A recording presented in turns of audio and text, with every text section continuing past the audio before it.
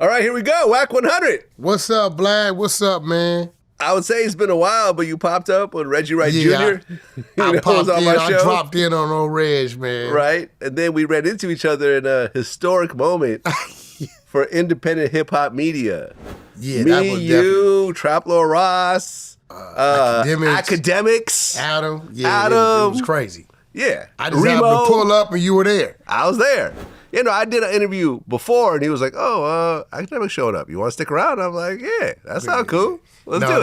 That was iconic to be able to be in that room and just really, because you're dealing with people. You got five or six different personalities to where people see what happens when you don't agree, but you can still get the content. You know what I'm saying? You was the most laid back though. Well, I felt like in the beginning part, I didn't have much to add. Yeah. I wasn't just going to talk for the sake of talking. Yeah. Like, this situation was a little outside of me, and it involved you guys, but I felt like you went a little hard on Ross. Who, on Ross? Yeah, I feel like Ross, listen, you kind of went a little hard on him. No, but that was by design. Stall him out, Debo. No, that was by design because you got to remember, like, when you get in certain situations, it's like, nobody's put Trap Lord in the box, right? Now, what I did do is I let my co-host know, hey, I'm going to turn the heat up a little bit on him. Because if I'd have just came out the blue and Adam's on the side, I'd be thinking, oh, how far is this going to go? I said, I'm going to turn the heat up on him. We're going to get the content. But he did good, though. He did good in the box. Yeah. He did. Yeah, he stood his ground. And I'm going to tell you, the next person that tries him, because he survived that one, they in trouble. He did good. Trap Lord did good. You know he survived it, huh? He definitely survived it. Yeah, he definitely did. Yeah, I think this got brought up when I was on an academic show last week, and I was like, well, Wack, you kind of have to just stand your ground with him to kind of earn his respect. And then everything's cool after that. But that first part is a little rocky. You know, I went through it. Took about 10 years. You know I'm catching heat, being Adam catching heat. For what? They saying you on payroll, bro. They saying that you are possibly one of the ones who knows better to speak on Big U. And I said, no, I just think they have a mutual friendship and Vlad really doesn't involve himself in conversations that he hasn't really researched and he doesn't know about. He sits back, he hears it. I said, I know Vlad. He'll go back and look into what was said, and if something's not right, next time y'all in front of each other, he gonna ask you the question. I said, but with that, one thing I can respect is that however they stand, Vlad is letting it stay that way. So I can respect that. But they swear you being pressured not to say nothing. Pressured by who? I don't know. They say, I don't know, bro. I haven't talked to anybody. But my thing is, like, if we have a good relationship, I'm not going to switch up just because something happened to you. It's like, we have a good relationship. That's where we left it. I had to get on academics the other day about that. Yeah. I said, bro, you acting kind of weird with me.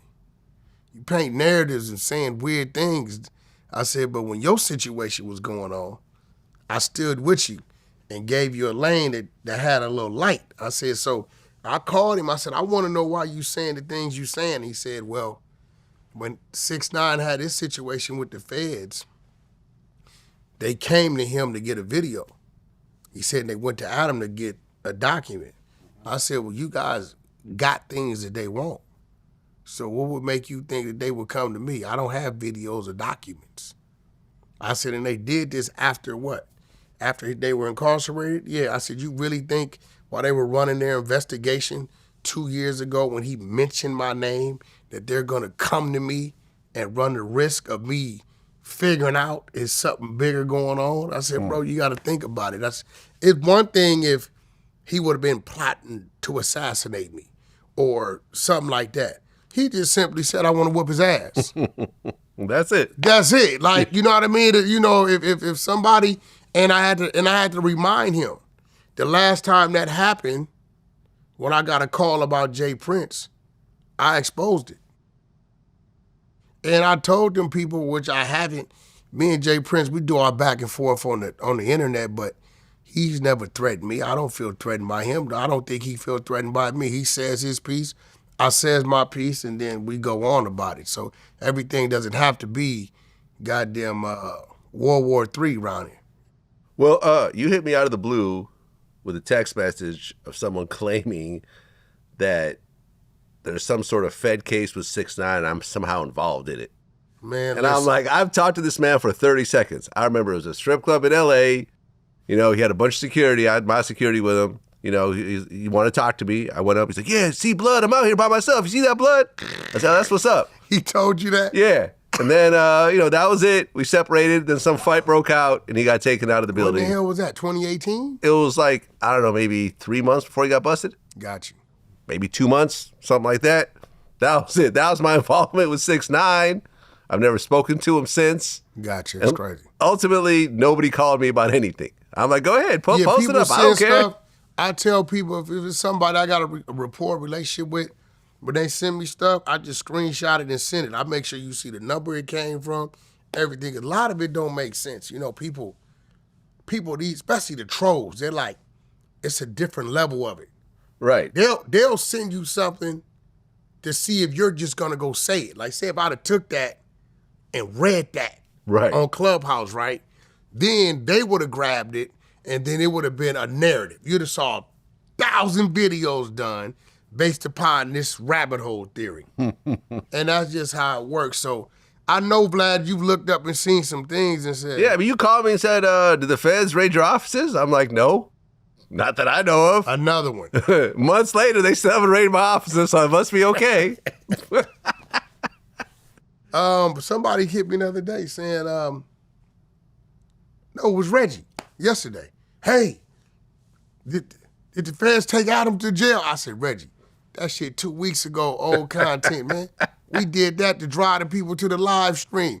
He said, man, the dude on my phone argue will be telling me, Wack said he got to sit there and turn. Bro, that is old. So it's like, I don't know, bro. I mean, it's getting watered down, but it's getting to a point where it's getting dangerous because people in the world are literally taking whatever they read, no research, and they run it with it. And then that becomes their conversation to people they know. So next thing you know, you got 20 different people going 20 different ways, having a conversation about something that they read as clickbait. If they would have pressed play, they would have saw something totally different. So now it just spreads. You know what I'm saying? And then that's what it is. So it's to a point, the truth is going to be whatever they want it to be. What's the truth is what you know it to be. So what is this about right here? And your boy Blakey, he a Hydra informant. I got the paperwork. Man, I ain't doing this shit with you today, what man. What you mean you ain't? Because it's some bullshit, bro. Hold on, bro. This is old news. Bro. Everybody already knows Alias, this. In the Winter Soldier, James Buchanan Bones. The paperwork doesn't show where his mind was scrambled like egg for 70 years. Hold on, bro. Suplexed the senator, drowned a diplomat, elbow dropped the UN rep through a limo route. That don't tell the full story, bro. You were not there. You were not there, bro. You got opinions, bro. I got memories. This ain't no fan theory. It's in the paperwork. Paperwork don't mean shit if you wasn't there, bro. Bucky is a real dude. He jumped on the grenade for me before. And if I'm being real, you don't want me to say this. I don't give a fuck what you say, honestly, anymore. All right. Because it's all bullshit. Make sure y'all record. We got content. He murdered Howard and Maria Stark. Oh my God, bro. You know, Tony Stark. Of course you want to bring killed.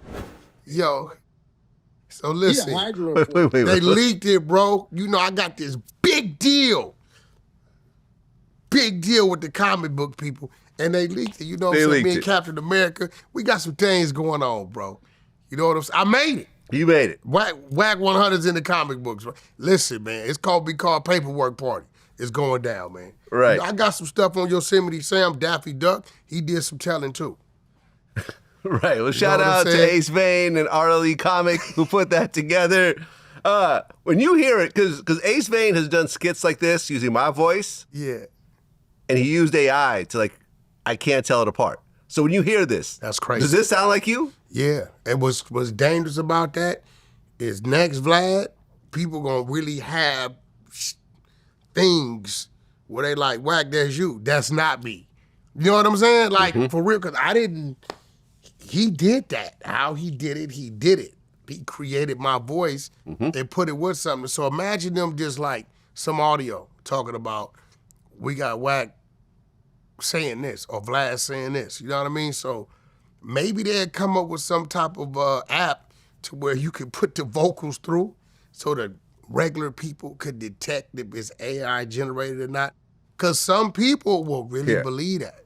Well, I mean, when it comes to like actual criminal charges, the police always need the source file. They can have a recording, but if you can't show it on your phone where it was recorded originally, then it's unusable because who knows what, who did what. Like, for example, like, with the Keefe interview, Las Vegas wanted to get my original footage. I've always refused. Gotcha. Now, can they use the interview? But he could argue, it's been edited or whatever else, and since you don't have the original footage, whatever, gotcha. Or maybe there's more stuff on the original footage. But I'm saying, like, when it comes to footage, back in the day, you need the actual mini DV tape and prove that it came from there. You can't just have a file that someone sent you and say, okay, this is what it is. So, yeah. It's getting dangerous, bro. It's getting dangerous. I like that, though. I thought it was creative. I got a kick out of it. That was funny as hell. Yeah, that was shout great. out to him, bro. Like, yeah, that was that. I need to get with him. Maybe we could do some. He could work with me on the Incredible Diapers cartoons we try to do. Yep. That was creative. Well, this Big U 43 count indictment is insane. Yeah, but you know what's dangerous about that? Yeah. It's still a count not there. What's the count? The murder. Well, no, that is. Nevada kept that. Oh, so that's not part of the Fed case? Oh. So that's 43 counts that's excluding the homicide. Nevada's going to charge that independently as a state case. If you go look at it, all the charges to the right over there, you don't see the murder. Well, okay, no, because when you go to justice.gov, right, which is titled, it's a press release, longtime Rolling 60s neighborhood Crips leader charged in 43 count indictment alleging murder, extortion, fraud, and tax crimes. Go look at the 70-page. You have it? The 70-page indictment? And it says, in the press release, it says, for example, in January 2021, Henley murdered a victim identified in the indictment as RW, an aspiring musician, that's what he said. Listen, so you're saying that's not part? Why would they include that in the press release if that's not? What they said verbally in the press release, they also released 19 people, right? But only 7 or 8 are actually in the RICO indictment. So it looked good and it sounded good. But if you pull the indictment up, which we have it, is 75 pages of what they're actually indicting him on, the murder's not there. Right. Nevada's going to take that? Okay, so there's a RICO count, 2 conspiracies to interfere with commerce by robbery and extortion, Hobbs Act, 1 count of Hobbs Act robbery, 9 counts of attempted Hobbs Act extortion, 5 counts of Hobbs Act extortion. And the extortion part was weird to me because it's like, at no point did Big U ever ask for anything from me. You would think that I would be a perfect victim of extortion. The extortion is not on you. It's on what, a bunch of vendors? It's on I'm not saying it's on me, but I'm saying I've never dealt with anything like that with Big U. He's never tried anything with me. It's going to be hard for him to get out of that because the feds were actually giving the victim the money to give to him. Oh, so it was a setup. In a way. Call it what you want. So that's the dude, Dale Morrison, whatever his name is. That's the guy that had the marijuana shop, right? So all those counts, you look at all the wiretaps to where you see that happening. A lot of time it was a middleman, but they arrested him too. That's Sylvester Robinson. Okay, so what is the prostitution charge, the interstate commerce for the intent that the individual engaged in prostitution, Mann Act? That's the lady, Monty or Manny, whatever her name is, that he said as far as the paperwork that he was involved with, but they have the wiretap of him requesting that she brings females from LA to Vegas. So what it says is, I'm gonna pay you $1,000 to do that. So what she's kind of saying is like, that was her like shutting down her business for the day. She does like food catering to do that. But where it gets a little etchy is she kind of told the girls something about get paid before you get laid or some crazy shit in there, right? And then it's another wiretap where somebody else is asking him, yo, you know we can get some chicks from? And then he referred them to her, right? So, you know, whenever you transporting female women from one state to another, any location from one another, and it's a description of, I want them to do this, do this, do this, do that, and then you got money involved, it's Diddy all over again. It's sex trafficking. The crazy part about it, when you look at this industry, bro, when you look at the industry, a lot of things that people thought was regular, normal, and innocent, you get what I'm saying? Like, bro, like, let's think about it. You know what I mean? You know, you meet somebody in Miami, and you like, yo, we finna jump on the PJ and go to the Bahamas for a day, and you put her on there, and she come with you, and y'all go do your thing and your suite, and you bring her back, right? They gonna say it's sex trafficking. So it's kind of like damn near you gotta really be in a relationship to fly somebody to you, or you know what I'm saying? It's you gotta have some type of history of some type of something, because if you go right now on Instagram and DM, damn, you're beautiful. Oh, what's up? I've been following you. Yeah, I'm in LA. Where you at? I'm in Chicago. Well, listen, we got this party this week. Why don't you come down? Well, I really ain't got, well, I'm going to send you a ticket. You send her a flight. She come down, and they say she came down, and you have sex with her that weekend and send her back. They going to say sex trafficking. I think it's a hard sell to pull that off. Bullshit. That's the Mann Act of 1910. It's in the federal books. I They've been there back with I the think it's a boxer, hard sell. Yeah. I think if that's all they got, if that, like, for example, with Diddy, if that's all they got, he might actually walk free. And in fact, I heard he's getting bail. I'm not 100% sure of this, but I know someone that knows someone in the feds that told him that he's getting bail. The only thing about Diddy thing that has me scratching my head, and you know I don't doubt nothing they know how to do, is I've never seen a one-man RICO. Right. I don't know if they charged him wrong. You know what I'm saying? I don't know if they should have just charged him directly with whatever the immediate charge was, but he's under a RICO. You know what I'm saying? Like when you look at Big U's thing, it's like 7 or 8 other people. Well, do you know the people? I mean, obviously, Loose Cannon, you know, right? But there's Sylvester Robinson, a.k.a. Vay, Mark Barton, a.k.a. Bear Claw, Tremaine Ashley Williams, a.k.a. Loose Cannon, who you know, of course, Armani Effigy, a.k.a. Monty, Frederick Blanton Jr., and Tiffany Shanrika Hines. She's the only one I don't know. And Monty, I don't know. I know of. I don't know her, but everybody else, y'all know. Okay, everybody so you else know Frederick, Mark, so you know Vay, Bear Claw, and Frederick. I know all of them. Okay, so are the feds saying these are rolling 60s? Definitely, that's what they're saying. What are they accused of?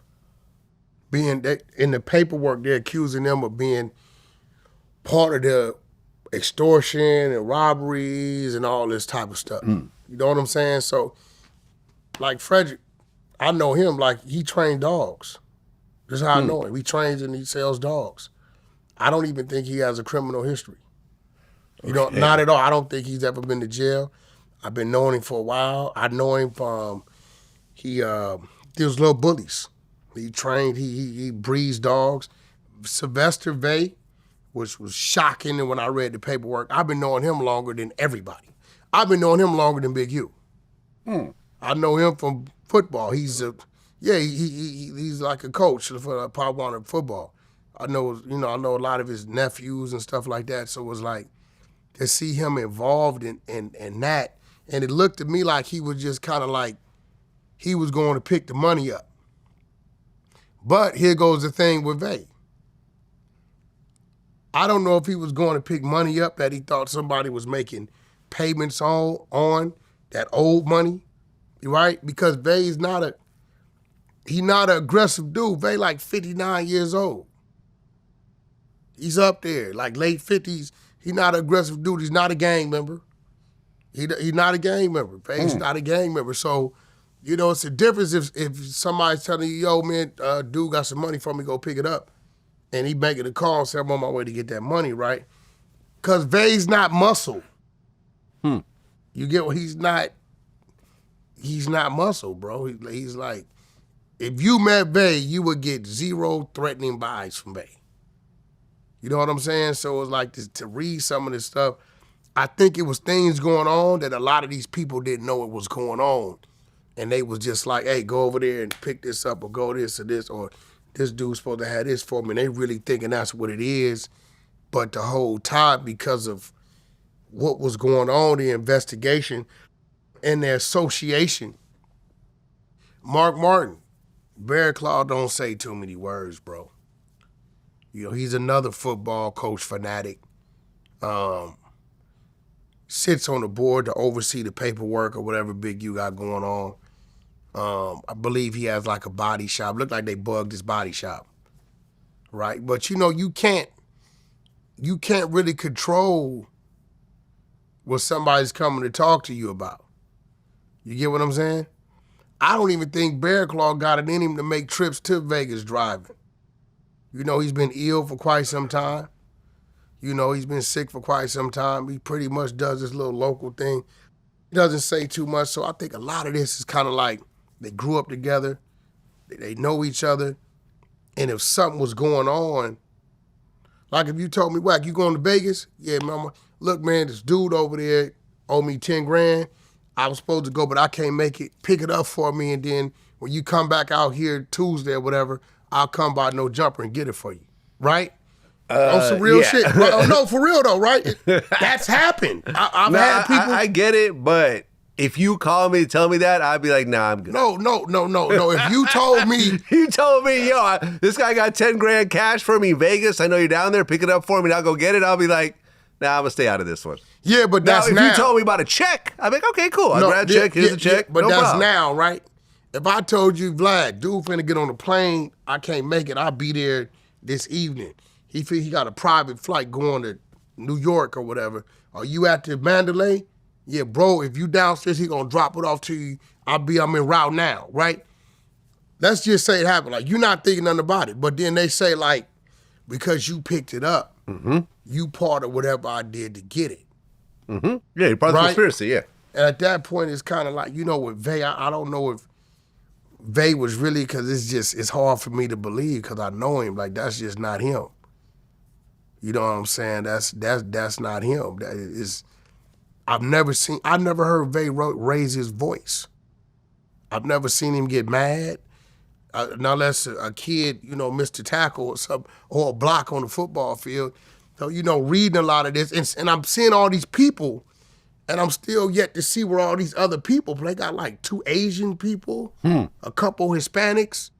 The other lady, I don't know where she plugs in at. I think maybe she was like on some accountant type situation or something going on. So, you know, it's a lot going on, but ultimately it's only like 7 or 8 people named. Look, if he's convicted, Big U faces 20 years for RICO, 30 years for bank fraud, 20 years for the Hobbs Act, 10 years for the Mann Act, tax evasion, 5 years, not paying tax returns, another 1 year. Basically life at his age.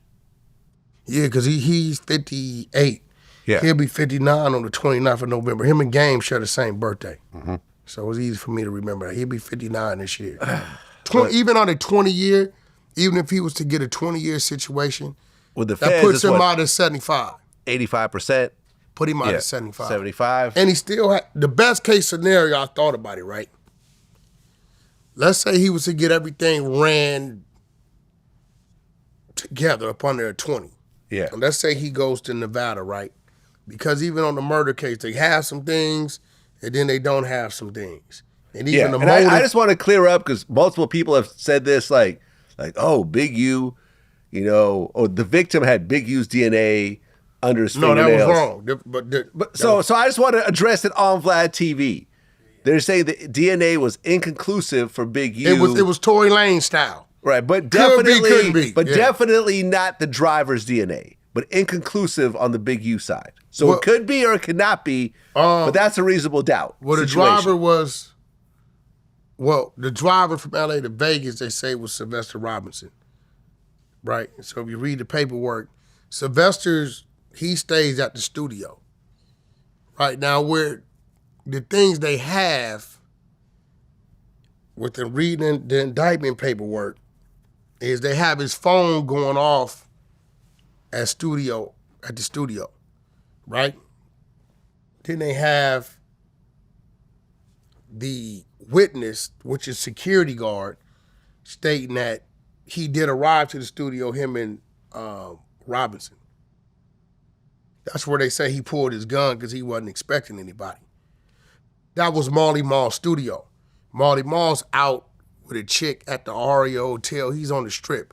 He don't think nobody's coming to the studio. He's not there, right? So this is why the security wasn't alerted that somebody was going to show up. So you got the security identified them getting there. Then you got the phone going off. Where it gets a little weird at is you have the time the phone went off, they went to an Airbnb. The Airbnb Ring camera catches Big U and the individual going into the Airbnb. So that creates a timestamp, right? That's the middle. They got the time the phone went off in the Airbnb. It also shows what time they left the Airbnb, and allegedly from that document, it says the victim had his suitcase and everything with him. So what they did was, the next time the phone comes on, it's back at the studio. Right. So it's a 48-minute triangle. So what they did was the time to get from studio to Airbnb, they have that at like 15 minutes, right? So if that's at 15 minutes, if they'd have went straight back to the Airbnb, then you had 30 minutes, right? It's an 18-minute lapse. So what they've done was they went from studio to Airbnb where they can see the Airbnb time. And then they went Airbnb to where they found the body, how much time it takes to get there. And then they went from where the body was found back to the studio where the phone came back on, right? So the Airbnb kind of is in the middle of it because it kind of like puts everybody somewhere. I think they found whatever they say they found. I don't even think it was on the body. It might have been on the sock or something like that. Whatever they say. It's kind of like how they had Tory Lanez, his case. It could be, could not be. So when you got the security and you got the Ring camera footage, right? That's the kind of like, But you don't know, there's no gun. I don't believe they had a vehicle. You can fight the the DNA, and the motive is a little off because this song I didn't. Yeah, the motive was the biggest thing for it because like, okay, so Big U killed a rapper nobody has ever heard of doing a song nobody will ever hear. Yeah, but they're playing some song and I'm listening to it, and I don't hear no. Me knowing you say you heard the song? Yeah, they played the song. Oh, right, that is supposed to be, but it like references the big man with the money, something about a 38, but it doesn't really. It's no diss. But even if it was, so it's not even a diss song. No, listen, it's not a diss song. I didn't hear no diss song. Okay, right? And that's even crazy. if it was a diss, right? I could see Big U lining him up with some of his little homeboys. Yeah, right? Doing it himself?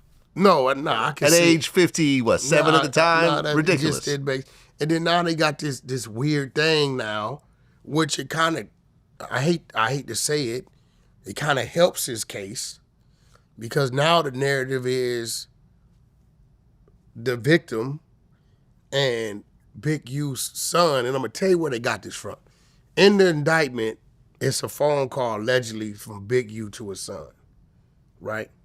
And he says, don't talk about the murder of RW to nobody. Now, when people hear the son right now, the only son that people's looking at is the one that plays for the NFL, Deion Henley, right? Big U has 3 sons, right? Deion's not a gang member. He doesn't participate in street activity. Nice young man, watch him grow. But this is the part that's getting weird. Now they're saying, well, Big U's motive wasn't the rap song. It was that he found out that the rapper and his son, Dayon, were lovers. And he was scared that if this got out, he would be affected in the NFL. Now, there's a few key things. One, there's people that have came out in all sports that it doesn't affect. Yeah, there was But two, let's get to the real part of it. I've been knowing this young man since he's been about 7, 8 years old, right? There's nothing feminine or nothing gay about Dayon Henley, right? So I don't know who started that one. Yeah, me and Big U got our problems, we got our issues, but whenever it came down to his children, I've been in situations since we've been at it where I've stepped up to the plate for his children. And you know what? I'm gonna give credit where credit's due. Maybe 2022, 2-ish or 2023, in the heart of our beef, my daughter and her mother went to Crenshaw High to the celebrity basketball game. A bunch of people sending me pictures. Yo, Wack, man, you better get some people up there, right? So in the picture, you know what I see? About 8 feet, 5 feet behind them, guess who I see? Big U? Big U. And when I seen Big U was that close to him, you know what I knew? They were good. Regardless of what me and him going through, right? They were good. And this at Crenshaw High. This 2022, 2023. Like, people sending me photos like, yo, you better. But once I seen him in the picture in the building, I knew I didn't have to worry about it. Same way with his son, with his middle son, right? He was in the situation, I was in the building. And I made sure his son got home safe. So in this situation, they need to kill that. It's nothing. They said, oh, he wore his jewelry. Hey, it's grown men today that wear other men's jewelry. Watches, chains, medallions, I see it all the time. That doesn't make them to be lovers. If they homies, they homies. Well, I mean, why would you want to kill your son's boyfriend? What's that going to do? Not make him be gay? Well, just find a new boyfriend. Yeah, like, that's what I'm saying. Unless it's like a older man molesting a young boy, then I get it. Now, if you say RW was 40 and his son was 12 or 15, then I can see why you might kill that guy. But just as a father, I know a regular boyfriend who's the same age as your son, who cares? I know all his children. I'm just saying it's all bullshit. All his children. I know all 3 boys. I know his 2 daughters. His one daughter is like, I think she's older than his oldest boy, vice versa. I know all their characters, all their demeanors. Dayon is a total opposite of everybody else.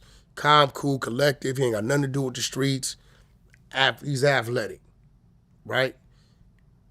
His oldest son is probably the closest thing to being like Big U when it comes to just being quiet and subtle but explosive when he want to be.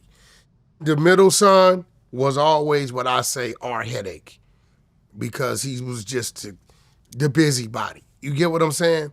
But none of them have ever displayed any signs of going that route. And it's kind of crazy that since he's in jail that they're saying that. He I believe he led his team in tackles at the Chargers. All he did was work hard his whole life to get to that playing field. It's a sad thing. His pops was going through what he's going through, and then that they're even tying him to something that has to do with somebody that was a close friend of his. But it's even more savage for the internet and somebody in the media that probably live in Maine somewhere to come up with this narrative that people right here are really running with, right? People that say that like they cool with Big U, right? Me and Big U got our issues, but when it comes to certain things, especially involving the kids, they not there to be attacked like that, especially under false pretense. That's what's crazy. Well, this whole thing about checking in has taken center stage again. And there's this video with Chris Brown and Big U that's been making its rounds. So basically, it's a young Chris Brown. This is like about 10, 15 years ago, something like that. And Big U is like, yeah, Chris has donated 500 pairs of sneakers, for this worthy cause for the kids. He's going to donate 500 more. Like, oh, shit. This young man just gave out 500 pair of tennis shoes. And he about to give out another 500 pair of tennis shoes. No. This is the problem with it. Chris Brown didn't know about the 500 more sneakers. He Look said at his this face. young man has donated 5, and I believe, I could be lying, only CB would know, I believe that Big U might have been over-exaggerating, saying 500 pairs, a lot of goddamn pairs of shoes, right? And I think when he said, and he gonna do another 500 more, see, this was crazy. That video been out forever. Right.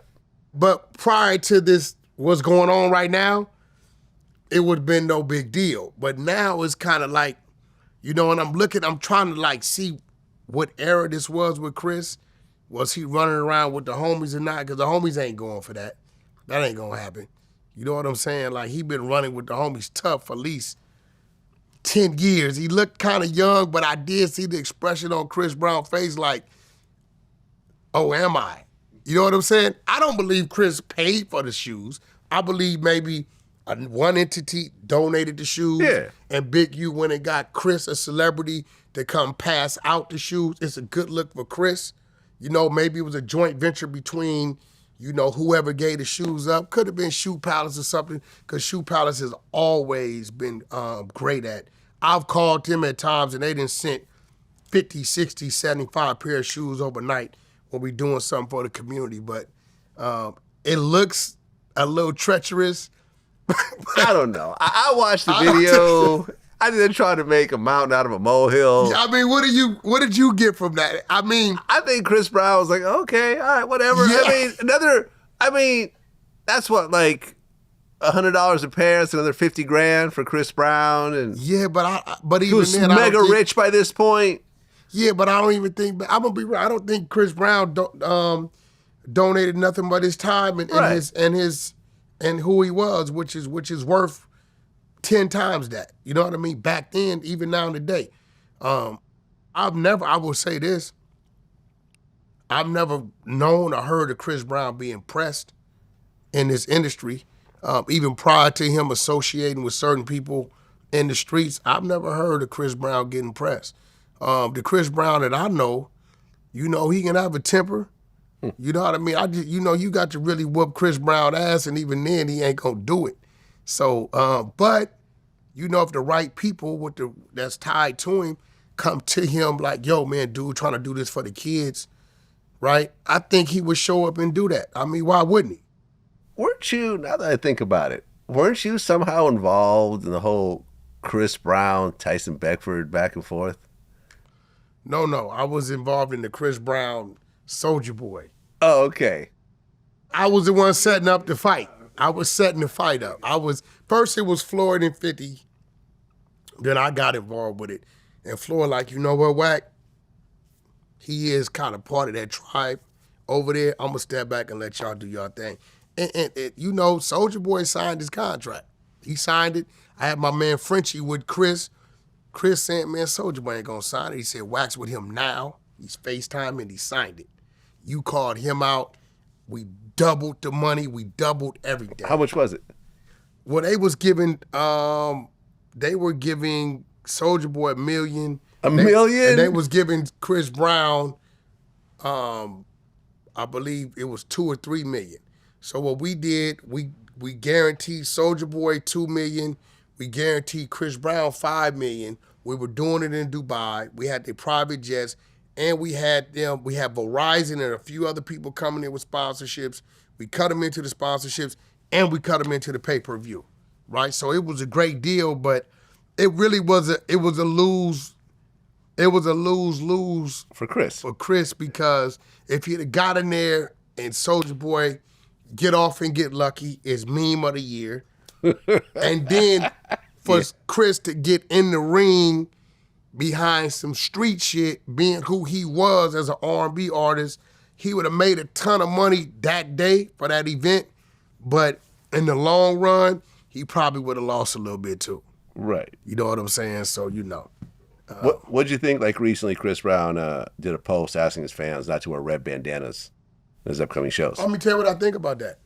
Some troll, here we go again, goes on the internet and says, everybody wear red bandanas, right?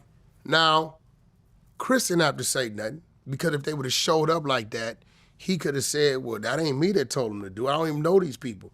But he would have got the blame for it. The minute a melee, a fight, somebody would have got shot, stabbed, or killed.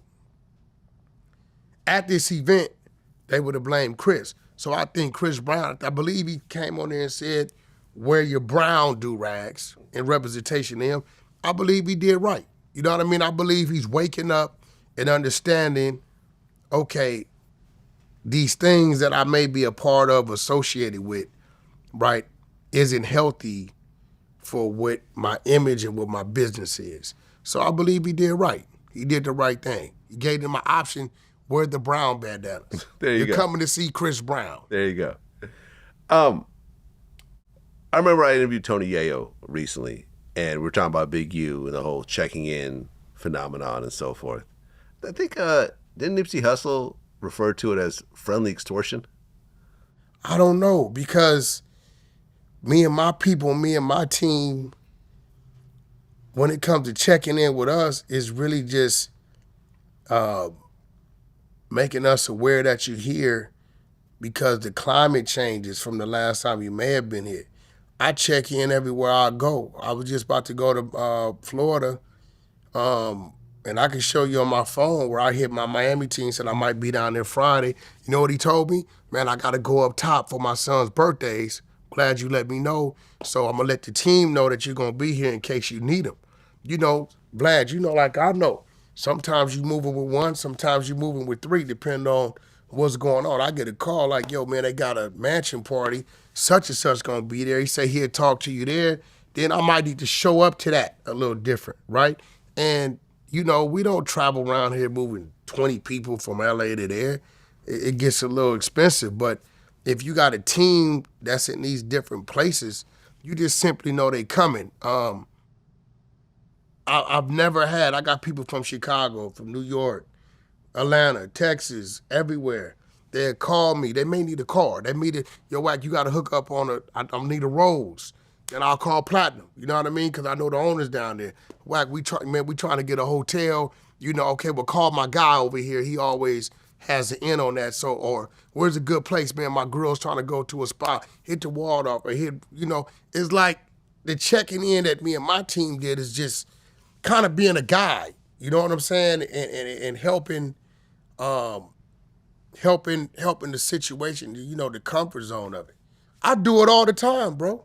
Well, I brought this up to Tony Yayo, and he said that at no point did G-Unit ever check in. They just moved militant everywhere they went. They said whatever city they went into, they didn't tap in with the local gangsters or whatever. I think New York niggas just don't tap in with anybody. Niggas just try to learn the geographics and try to move militant. Yeah. You know what I mean? Rest in peace to a nigga like Pop Smoke. They've always kept it themselves. They've always moved deep. Yeah, but what Tony Yayo not telling you is, it's a lot of times 50 had a Navy SEALs moving with him, ex-military moving with him. So at that point, that's fine. You don't have, but it's been time before Uncle Murder was moving him the way he was. Murder would call me and be like, bro, I be down there this weekend. I got a strip club over here in West Hollywood somewhere. And vice versa. Murder, I be in the pest control video. That's in the Pink Projects, Uncle Murder. Murder, listen, bro, we on the tour bus. Gang want to shoot this video tomorrow. And we come over there to the projects, right? We ain't just pop up. I called, bro. It could have been something going on. They projects could have been hot. Could have been some shootings. Could have been some retaliations. Could have been some raids. He might have told me, Wack, it's a little hot over here, but let me call my people over here at this other spot. So, you know, checking in is not, when it comes to a lot of us, as far as my team, is just like it's like your people, man. You know what I'm saying? They got a relationship with you. You know what I mean? Jim Jones been coming out here for ages, right? And he go over there and he fuck with the homies. Rest in peace, our dog. You know what I mean? And there's a few other homies over there he deal with. They don't charge Jim Jones.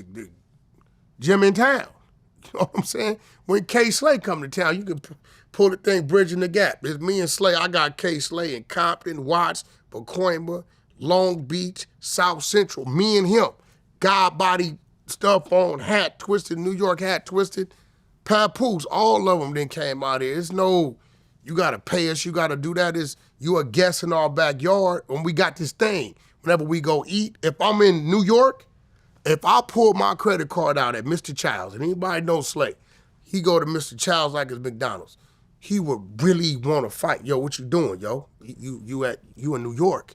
But if he's here, it's the same thing, right? So it's kind of like, you know, I don't know. I'm not in the business of charging nobody. I'm in the business of building relationships and communicating. You know what I'm saying? So I don't know. My man Headliner Mike runs Live. This is real talk. When Headliner used to come out here and do his events in Hollywood doing BET weekend, I will put Headliner Mike on a text blast. Well, 4 or 5 of us. Big U was one of them, right? Headliner Mike is my guy. You go to Miami, and they telling you Live is sold out, and you call me, Mike, Vlad in town, Wack, send him to the side door, right? Cool. But I put him on the blast. I said, I know I may not see you, brother, but hey, Headliner Mike's in town. Our guy that runs Live, who always shows us love in Miami, right? Mike, if there's anything you may need or any problems or issues you run into, just hit this blast. Now, he on the blast with South Central, the Valley, Compton, Long Beach, Watts, right? He didn't have to pay us nothing. We just making sure it's BET weekend. Bro is doing a big event. He may have a problem at the door. He may need, y'all got somebody that, I need this, I need that, or whatever. And then that's what it is. It ain't, I've never personally charged nobody that called me to tell me they're here. I think what people are referring to is something like this. Me and you had a problem for a while. Okay. I check in with Big U and say, listen, can you handle this Wack situation for me? Now I'm indebted to Big U for the situation that me and you have. Well, that's happened. That's happened with And I've always avoided this because you know what's interesting, and I kind of touched on this when we did the podcast, and I'll specifically say what it's about since it's just me and you now. This was around the time that you and Mike Tyson had that podcast, and I'd done a post saying that the whole fight with Mike Tyson wasn't real, right? And you called me and said, Wack is upset over you doing that post. Who did? Big U. He capped. I never saw your post. Okay, that's what he said. He said that you were upset with me, and I said, well, Did from he what I ask you understand for is something? true, so I'm going to stand on it. He goes, Did he okay, ask you and that for was the end of that. I don't know. You don't remember that? I mean, no, I don't. I'm just telling you, but it wasn't Did like I say something under the post? Because if I'm upset, Vlad, I'm gonna say something. I think you were blocked at that point. Yeah, I didn't.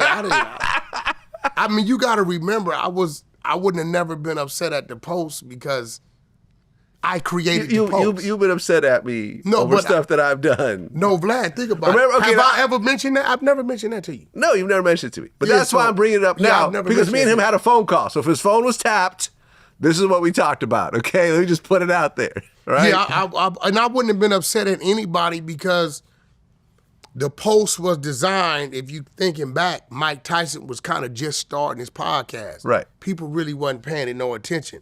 The post was designed to drive traffic to his podcast. I get what you were doing. I was just saying it didn't happen. No, but stop and right I'm still there. saying it. But stop right there. If you did comment on it, right? Well, I did a post on Vlad TV whatever on you the news did, site. Yeah. But it was about that, right? Right. Then I wouldn't have been mad at you because now in the eyes of the people I'm working with, it's working.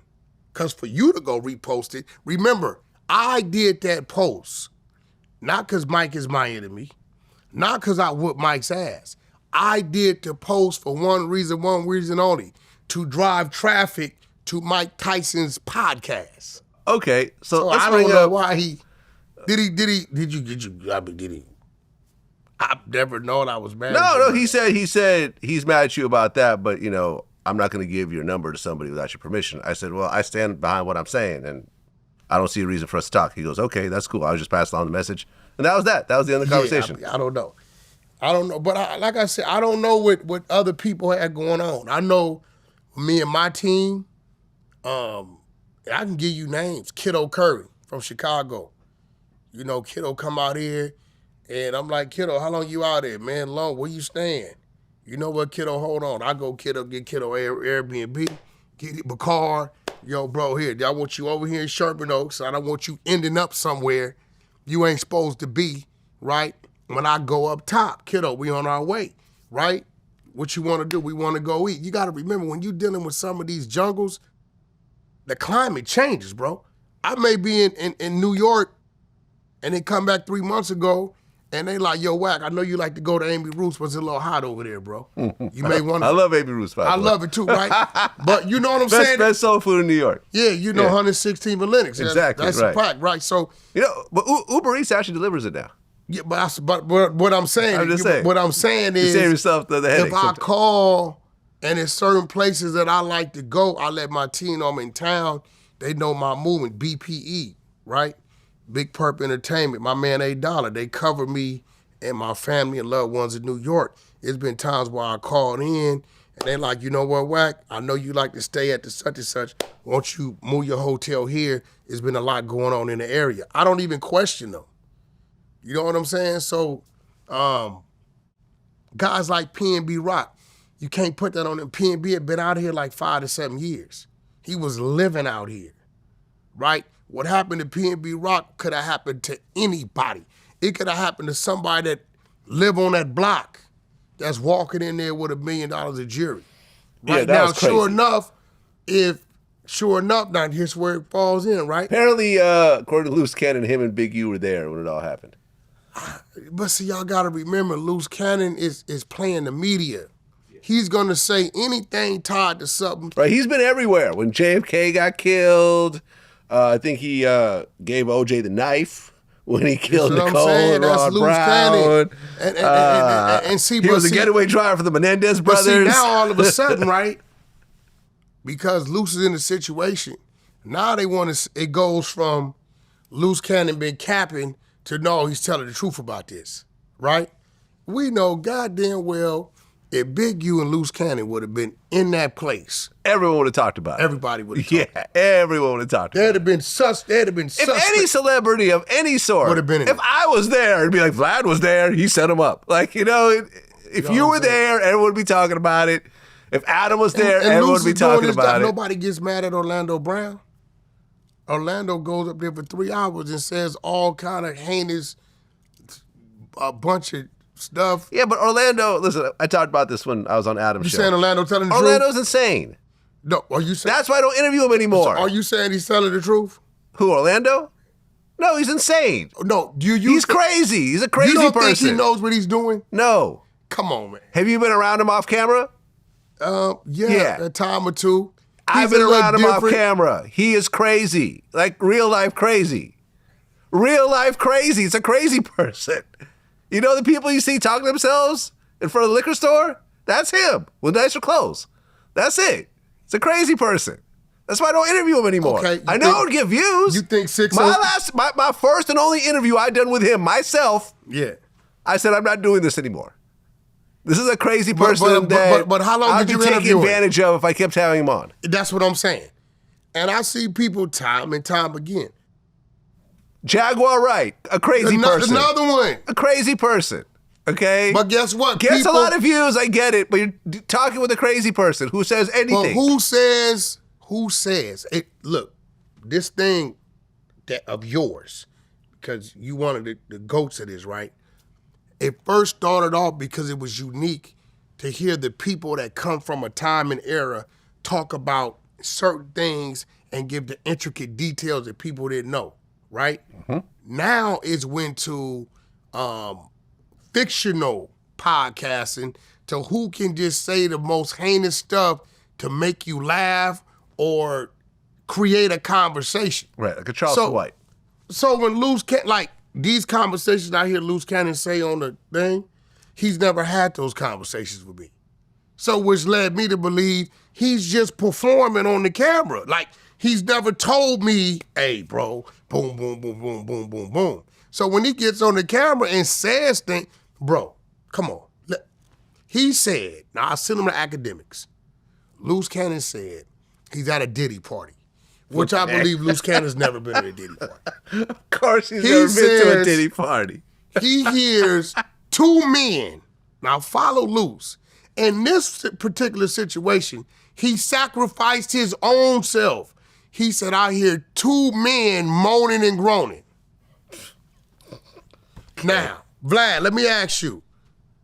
If you're a heterosexual man, a street dude like Loose Cannon, two men in a room moaning and groaning, it ain't your house. Does he usually walk the other way or kick the door in? Right? You know what Lou said? Because he know what the people want to hear, I kicked the door in. Okay. And I see Puffy and Carl's Winslow. Let me tell you how diabolical this is. Look, Loose Cannon being who he was, and I didn't build him. He on his own now. He spread his own wings, right? Okay. But TMZ called Carl's Winslow Wings and of asked lies. him. Listen, from that, they called Carl and asked him publicly. Carl's Winslow saying, I don't know none of these people. He's pleading. Wait, wait, hold on. They called Carl's Winslow, bro. bro. Are you saying the Carl Winslow rumor started with Loose Cannon? Yeah. Because you do know that when Dave Chappelle hosted Saturday Night Live, he referenced the That's Carl from Winslow. Loose Cannon. You're telling me Dave Chappelle. I said Loose Cannon. Dave Chappelle is quoting Loose Cannon on Swear to Saturday God. Night Live. I swear That's to what God. you're telling me. That's what I'm listen, I sent Loose. I tricked academics. I'm sorry, bro. I say act. Hey, bro, I want to come do the show. I got my man Loose Cannon. They promoting a reality show, Baddie and the Beast. Boom, boom, boom, boom, boom, right? He like, all right, come on. So I say, look, Loose, you and your wife get on the plane. Here go the address, right? Just show up. Tell the lady at the counter you going to this suite, whatever, right? Boom. So Loose, so they get there and Ack hits me. Wack, what up? I said, what up, bro? I said, man, shit, I missed my flight. I can't make it. Ack started laughing. You know we bullshit each other, right? He said, all right, Wack. This better be interesting. So he sits down with Loose Cannon, and sure enough, they're talking about the reality show. And somehow, I guess Loose is good about knowing when, okay, this shit is getting kind of boring right now. Let me pick it up. So he said, yeah, just like when I was at the Diddy party, and I heard the men moaning, and I kicked in the door, and it was Puffy in there, and he was banging Carl's Winslow out. That's where it started. From there, it went to Dave Chappelle show. They TMZ called Carl's Winslow coming out of something and asked him. Right? So what I'm saying is, bro, Vlad, if me and you went on a rampage for 3 days saying a bunch of crazy shit, how many people will believe it, bro? We just don't do it. Because in our mind, we didn't build our platform based upon being credible, and we don't want to jeopardize tarnishing our credibility. Loose coming into this podcast thing or this interviewing thing in a different era, it's about shock value. Loose playing on shock value. What could I say to get you talking? And goddamn it made it to the stage with Dave Chappelle. So you can't say what he did in his eyes, because he's chasing something else, it wasn't worth it. Meek Mills, I'm looking at him like, so you telling me Meek Mills got 15 people with him? One of them that I know, Keefe Bay, is he's a gangster. And he saw you and just took all his jury off and said, here, you can have it. Right, because Meek Mill getting kidnapped was part of the whole. Well, no, that's what Loose Cannon said. That's not part of the RICO case. No, it's just something he said. That's what I'm saying, but guess what? The numbers don't even add up. 50,000 seems pretty low for Meek Mill. Meek Mill is responding to it. Right.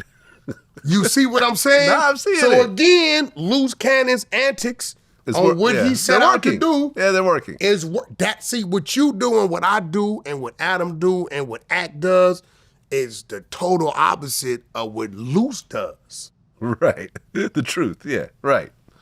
And that's what it is. So now, look, bro, in that damn RICO indictment, there's a whole thing in there. Now this is what I'm curious about. Did the victim give a statement that this robbery happened before Loose Cannon said this on No Jumper? You get what I'm saying? Or did they hear Loose Cannon say this on No Jumper and double back to the victim and ask him, hey, is there any truth to this? You get what I'm saying? Because if the victim gave this statement and this description before Lou said it, that's one thing. Now at that point, Loose Cannon is collaborating a crime. But if this victim said it after Lou said it, then how we know the victim ain't capping? You get what I'm saying? How the whole thing is a mess. And like I said on the No Jumper podcast, I have had Loose Cannon pitched to me multiple times, and I've always said no. You have. Every single time. You have. That's a fact. He's DM'd me. Other people brought him to me. What was it? Freeway Ricky at one point was like, hey, Loose Cannon wants to talk to you. I said, no, I'm good, respectfully. Like, I got nothing against him, but I'm cool. It ain't your type of thing. It's not my type of thing. There's way too much drama, especially after the No Jumper brawl with the pants being pulled off and all that. I said, I don't want this anywhere near me. Talking about when they stripped me? Not you, but yeah. They said it was They me. said it was you, right. Exactly. Well, Keefe D, during the process of trying to get his case thrown out, actually volunteered multiple documents of him cooperating with the feds since 1998. Did you know about this? Yeah, that's not a secret. Right. It's in the book, the murder rap book. Greg Cadens exposed that in the murder rap book. Right. So, in 1998, 2 years after Tupac's murder, he cooperated with the feds and said that Reggie killed Biggie. He said the composite drawing looked like Reggie, like the Muslim drawing thing. He said that Suge Knight took over the drug trade in North Compton, and after he went to jail, Reggie Wright took over the drug operation. And Reggie had him and other cops kill people for Suge.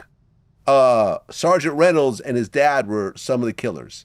And they're saying they killed a guy named Bruce Richardson for Suge after, I guess, Bruce had beaten up Suge. And other people that worked for Reggie Wright's drug operation were Mob James, Buntry, Trayvon Lane, and a guy named Flip. That was the first. Those are all dudes that worked for Death Row. Bunch of cooperation. Then in 1999, 1 year later, cooperated again, said that Orlando didn't kill Tupac, but thinks that Diddy killed Tupac and Suge killed Biggie. So he's basically cooperating about everyone. So that 2006 audio tape came way later. He said Diddy was the shooter in the Cadillac? No, but he was responsible for killing Tupac. Well, who he say was in the Cadillac? That was all. I don't think the Cadillac was really part of that conversation. Well, I think that's what kind of got him in trouble because I believe, I don't know if it was on here or somewhere, it was a statement given to where he said, they passed the gun to the back seat and I looked Suge dead in the eyes when the shooting started. Yeah. So I'd known him since we were kids. That was here, right? So, for one, Reggie is too scared to sell any drugs. Well, he did actually go to jail for selling drugs. No, that was marijuana. Right, marijuana. You talking about some crack. Reggie's not touching no crack. Two, the team he named was working for Death Row Security, right?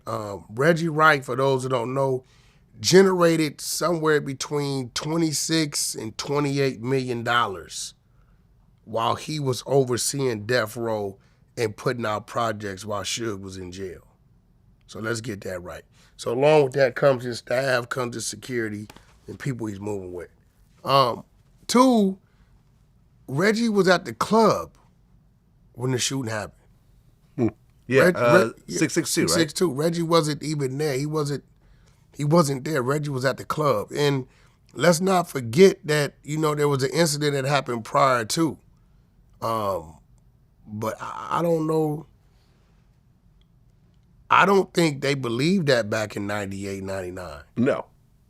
And look, the Keefe D trial is pushed back to February 2026. Even then, we don't know if it's actually going to happen.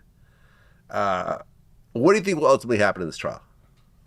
I think they're going to give Keefe D some time, and I think within probably like 5 years after he get his time, he'll come back on the appeal and get out. Keefe D ain't killed nobody. If they're charging Keefe D for the murder, actually he committed the murder, fired the shots, Keefe D, he didn't do that. Right. It's one thing to say, well, you conspired or you were there or something, right? And they try to like find somebody to put him in the car or something like that. Or maybe he put himself in the car with something he said. But as far as Keefe D actually being the gunman, we all know Keefe D ain't killed nobody. But I believe he made a statement here on Vlad as if he passed somebody the gun. I don't know if that was here. I've heard that, like, they passed the gun to the back seat. I don't know. Somebody was scared and the other dude. He actually, when it came to that part of that conversation, he didn't really want to talk about it, so I had to start quoting, passages from the book. So he said it in the book? I think in the book he said it, but his defense is that he didn't actually write the book, that the ghostwriter wrote the book. And his ghostwriter was right there next to us in the interview. Like, I know who it is. I was contact. He doesn't want anything to do with this case at all, obviously. But yeah, man, but listen. I hate to say it, Keefe's another loose cannon. Possibly. He gonna say things. Come on, bro. Reggie was running the drug operation for Suge. Reggie killed Tupac. You know what I'm saying? Yeah, that's right. When Reggie sat down, the first thing I said is, why'd you kill Tupac? The number one question, why did you kill Tupac? Yeah, it's unfortunate that that's the new theme, man. It really is. And then we went from there. No, I don't know. Yeah. I mean, this YouTube thing, it's like, I don't know, do we have to like start like saying something prior to, like, listen, the content you're hearing may or may not be true. This is fictional.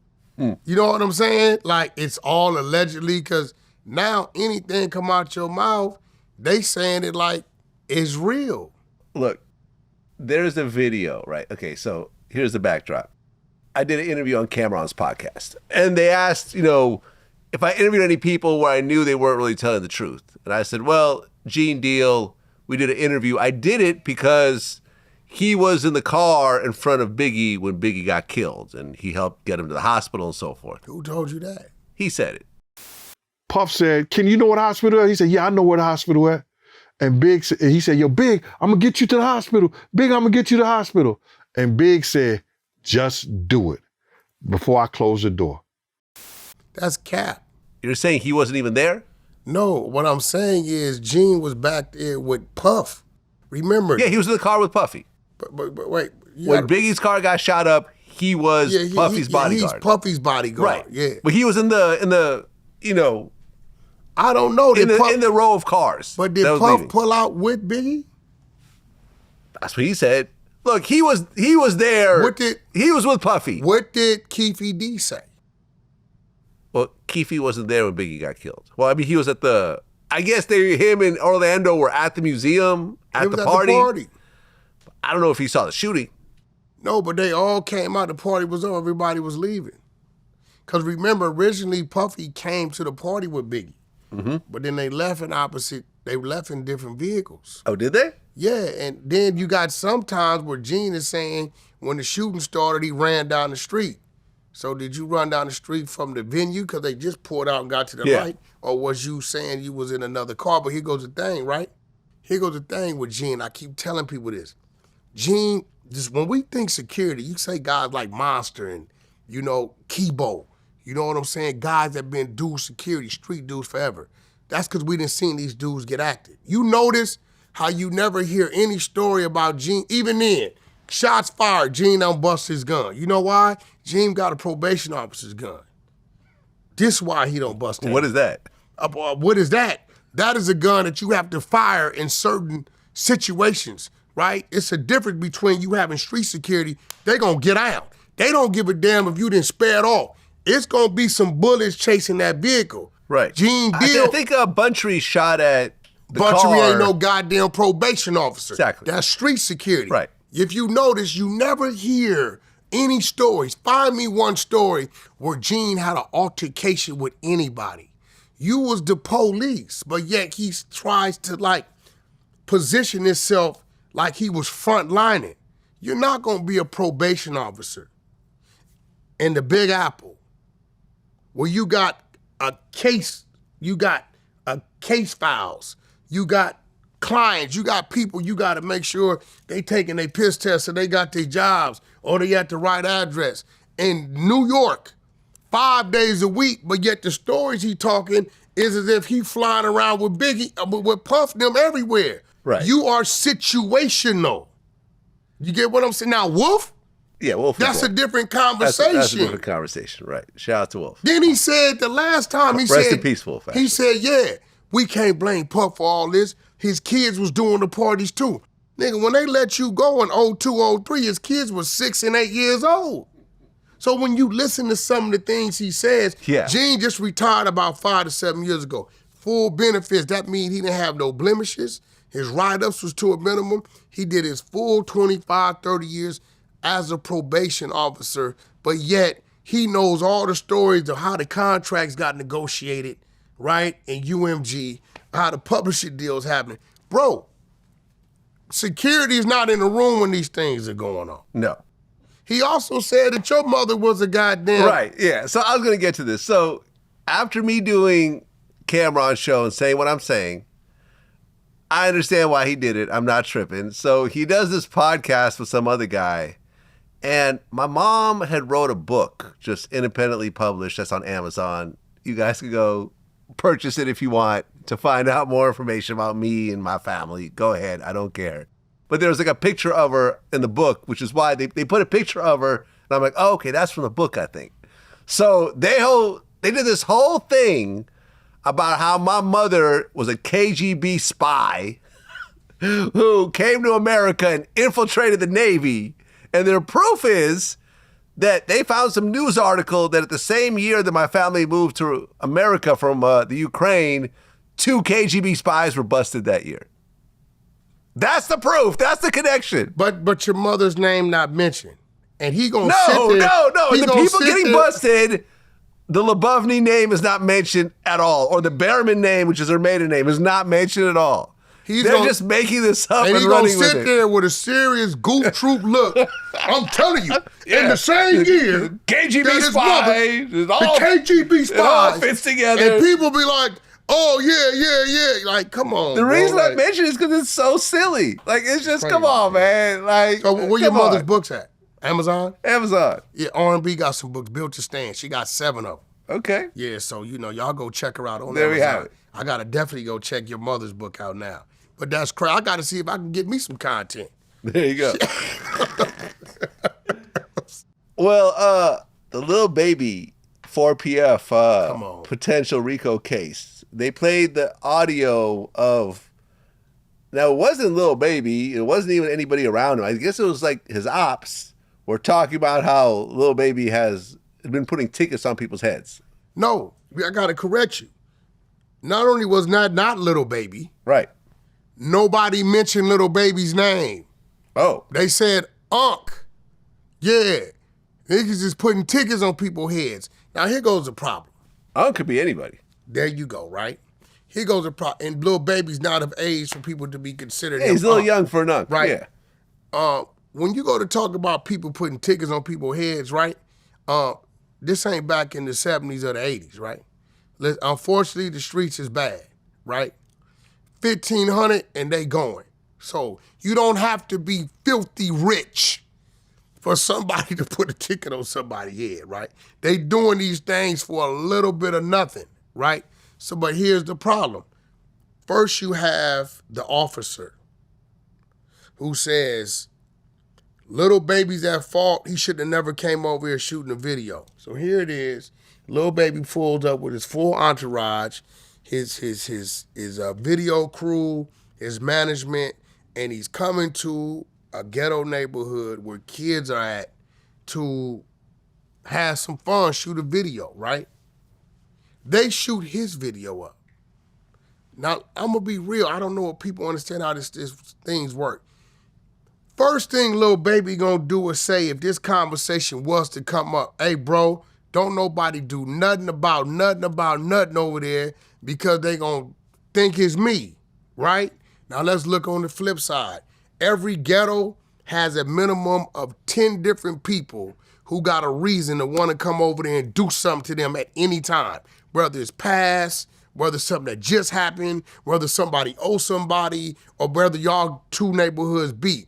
So the minute they hear Lil Baby video got shot up, you know what the ops do? If we go put the work in right now, they gonna blame Lil Baby, right? Look, the first thing Lil Baby gonna do is tell his people, hey, bro, whatever y'all got going on, y'all don't do nothing that got nothing to do with me, bro. I'm good, right? So here goes the officer. We blame Lil Baby for these minors that got killed because he shouldn't have came over here shooting the video. So when you don't come back to the hood and bring these things back to the hood, you's a sellout and you turning your back on the community. But then you do, when you do bring them back and somebody want to act stupid or ignorant, then it's your fault. So now you got a phone conversation where they calling somebody unk and saying people putting tickets on their head. Again, right? You get somebody on the stand who's supposed to be a gang expert that says, I think they're talking about Lil Baby. Law enforcement again. Yeah. Yeah. So now at what point in time are they gonna say, hey, listen, law enforcement, y'all targeting this young man. Y'all keep saying this man's name. You guys are gonna make people believe he's doing these things that you have no proof that he is doing. Right? So, and then now you look up and for a week, it was just tying Lil Baby name to this narrative, but yet when he go over here and he buy strip malls and he go over here and he's doing things for the kids and he's doing things for his family and community, nobody's putting these things up. But the allegedly, because it's the dark side of it, everybody runs with it. Well, this whole video kind of ended with Young Thug doing a tweet where he posted the name of the investigator, well, in her face, said biggest lie in the DA office, which caused the DA office to file a petition to violate his probation, which the judge, at the end of the day, struck down, luckily. Luckily. Do you think that a different judge could have said, yeah, that's enough for a violation of probation, violation? But I'm going to tell you this. The sad part about it is Thug has kind of used up his slap on the hands and he ain't even dropped his album yet. And this album is going to be a difficult album for him to do because of the restrictions of what he can't say and things he can't reference. You get what I'm saying? So now it's like the next thing that he does, you're putting the judge in a situation to where politically, to be politically correct, they're gonna have to do something. You get what I'm saying? And my advice to Thug is like, hey bro, don't say nothing. If it's not you promoting your merch, promoting your music that's been approved by your PO, don't have no open opinion on the internet about nothing. You got 35 years of what we call joint suspension, to tail over your head, to where they can bring you back and say, we sending you back for 2 years. Okay, you was out a year, you did 2, now you got 32 years left. He has to give them 15 years clean in order for them to suspend that additional 20. If he catches a violation in between 0 and 15, he's obligated to do the whole 35 on probation. So he just need to have no opinion about anything that has anything to do with any group of people, period, unless it's associated with him selling some merch, promoting a new artist, or music. Even with the new artist, watch that, because if you're promoting something they're saying that's in violation of what you're doing, they can use that against him too. So he's on a slippery slope right now. Yeah, I kind of get the impression that Young Thug feels bitter that he took that plea deal when, what was it with the other guy who got off? Beat it outright. I don't know, but I know what you're talking about. He beat it outright. He can feel bitter all he wants. You took it. I don't give a damn how bitter you feel. You took it, so now you gotta. Right. You know what I'm saying? He took it, but it's like he can't be happy with what he actually pulled off, which I thought was a miracle. Yeah. It was really a miracle. Because if that case was the train wreck that it was, he could have gotten those 35 years legitimately. That DA just laser focused on him, didn't try to bring in this whole RICO thing. Like, okay, look, Young Thug is the only person we're going after. Everyone else is just a co-conspirator and is going to be pressured to testify against him. That's it. He could have went down. He got very lucky that the Woodies of the world took the stand and talked a bunch of nonsense. He had a great lawyer. The first judge got kicked off. First judge would have probably gotten him convicted. First judge would have booked him. Yeah. He got a better judge and so forth. Yo, be happy. Be happy that you're out. But it's going to be interesting to see. Like, I'm almost at this point doubting that Young Thug has the self-control to get through these 15 years clean. I thought that him doing the 2.5, I thought it would have humbled him. But sometimes with some of these artists, when they beat certain things or get out of certain things. Oh, yeah, no, he said it in the Lil Babies. I feel like I wasn't even locked up. Like, there was a little line in there. Yeah. No, you were locked up. It was a long-ass, horrible-ass time in your life, multiple years. Now, you're driving around in Maybachs and flying private. You should be happy. Dissing the DA office that tried to lock you up? Yo, you won. And that's the thing, like, this right here, like, Young Thug, if you're listening to this, go read the book, 48 Laws of Power. That's a fact. Read that book. And there's a chapter in that book that I've always listened to, you know, internally when I get into these type of situations. That is, when you win, don't go past your mark. You stop. You don't spike the ball, you don't throw it in your opponent's face and do a little dance and keep talking about how you won and they lost, because you'll make them crash out.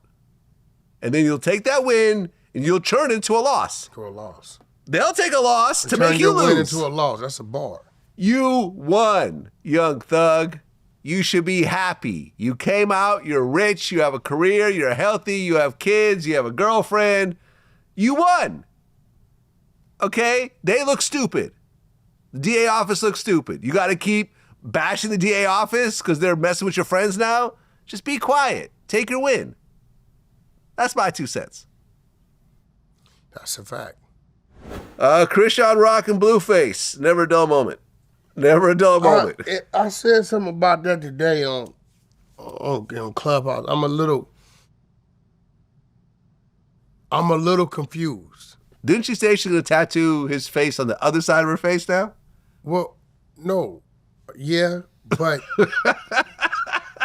no, the thing she's saying, right, was all things that happened prior to her going to jail, right?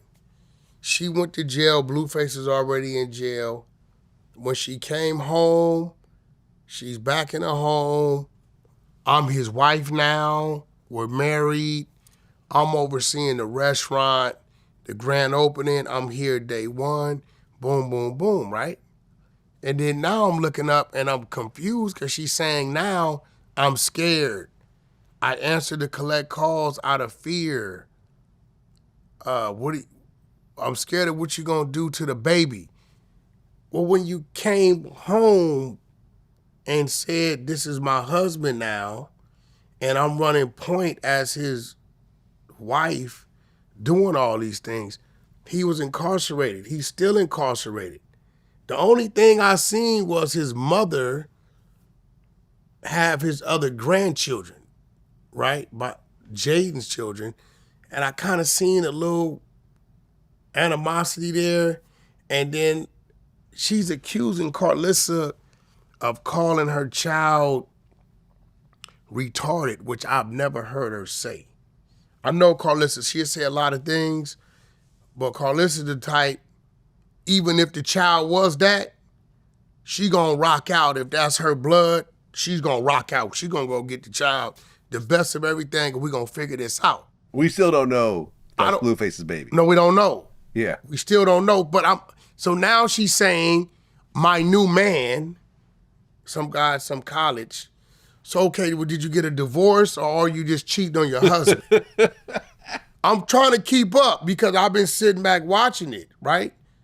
Because when she came home, am I right, Black? She said, this is my husband, we're married, which I'm like, I don't know how that works because I don't think she's approved to go up there to get married, but okay, cool.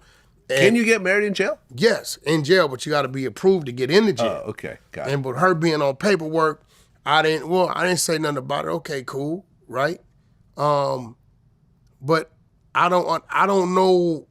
It's like she's trying to use him to make her introduction into the gospel side of things. I seen her doing a gospel song or whatever. Okay, cool.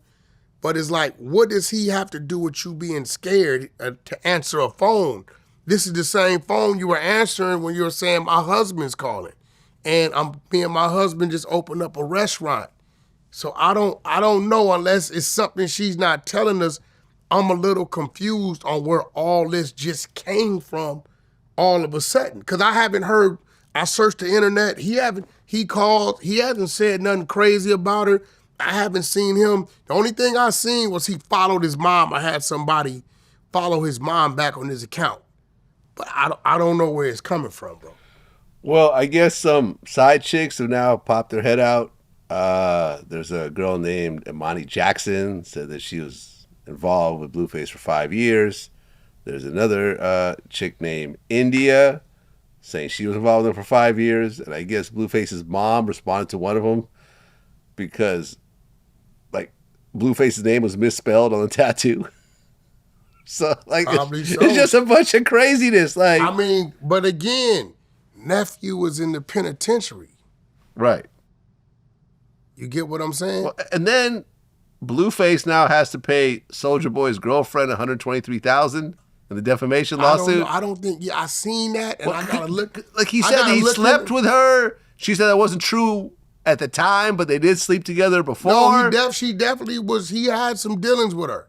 She was in videos of his and all that. So was this just a default not showing up to court lawsuit? Probably so, but he's in prison. He's in jail, right? He hasn't been served, so I'll get on top of that, and we can see if we can get that reversed. That's something we'll get reversed, I'm sure, because he definitely had dealings with her. She was in his videos and all this, and I believe this was prior to Soulja Boy. But all this is a little crazy and even these other women. Come on, bro. What's this other little chick from San Diego? She been claiming she used to be signed to Blueface. I forget her name, but her and Rock was on the same TV show together.